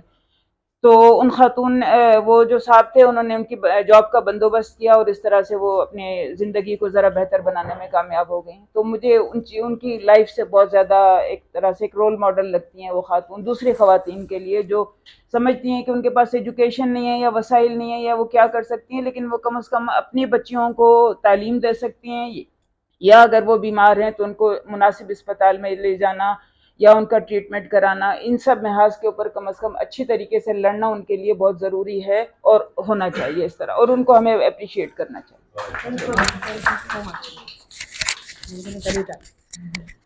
آپ سبھی کا بہت شکریہ، اور مرد حضرات کا خاص طور پہ اس لیے شکریہ کہ ہم اپنے آپ کو بڑا پریولیج محسوس کرتے ہیں کہ ہم نے خواتین پہ بھرپور بات کی، اور ایک تو سب بہت سارے مرد حضرات نے بھی بات کی، اور جنہوں نے نہیں کی انہوں نے برداشت کیا، جیسے آپ نے.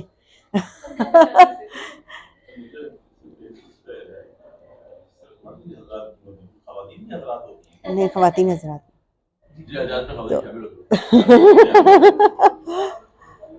تو اب ایک 5 منٹ کے لیے ابراہیم آپ اگر آئیں، اور مجھے لگا آپ جا چکے ہیں.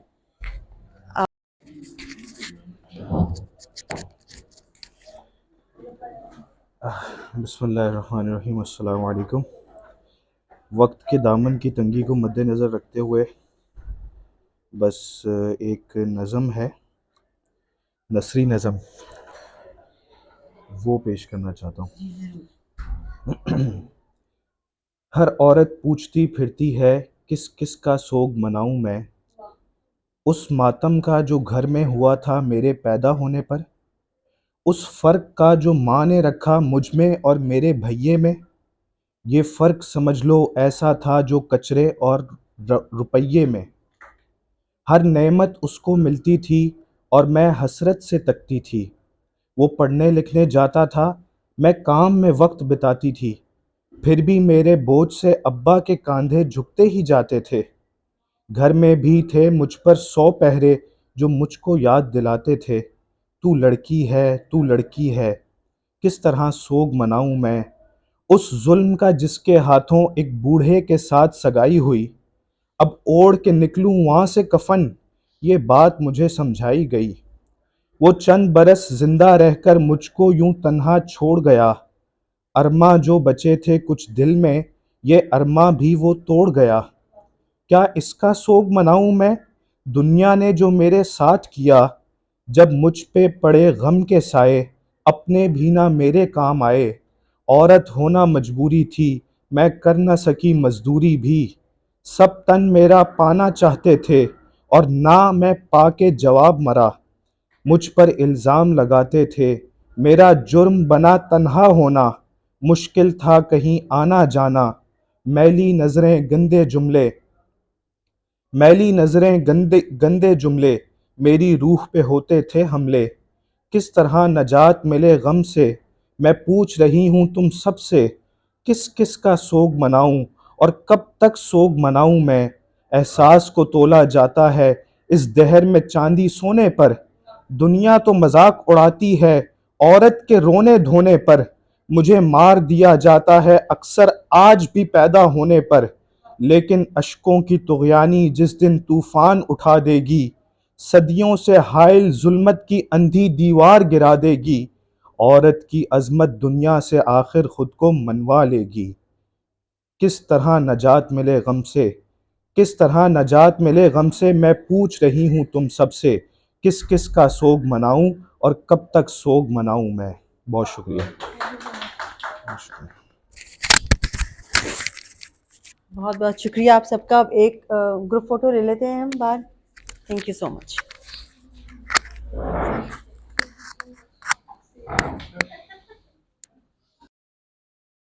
انفوٹینمنٹ کی دنیا کے بارے میں جاننے کے لیے ہمارے چینل انفوٹینمنٹ پاکستان کو سبسکرائب کیجیے اور بیل آئیکن کو آن کر دیجیے تاکہ آپ کو ہماری اپڈیٹس ملتی رہیں.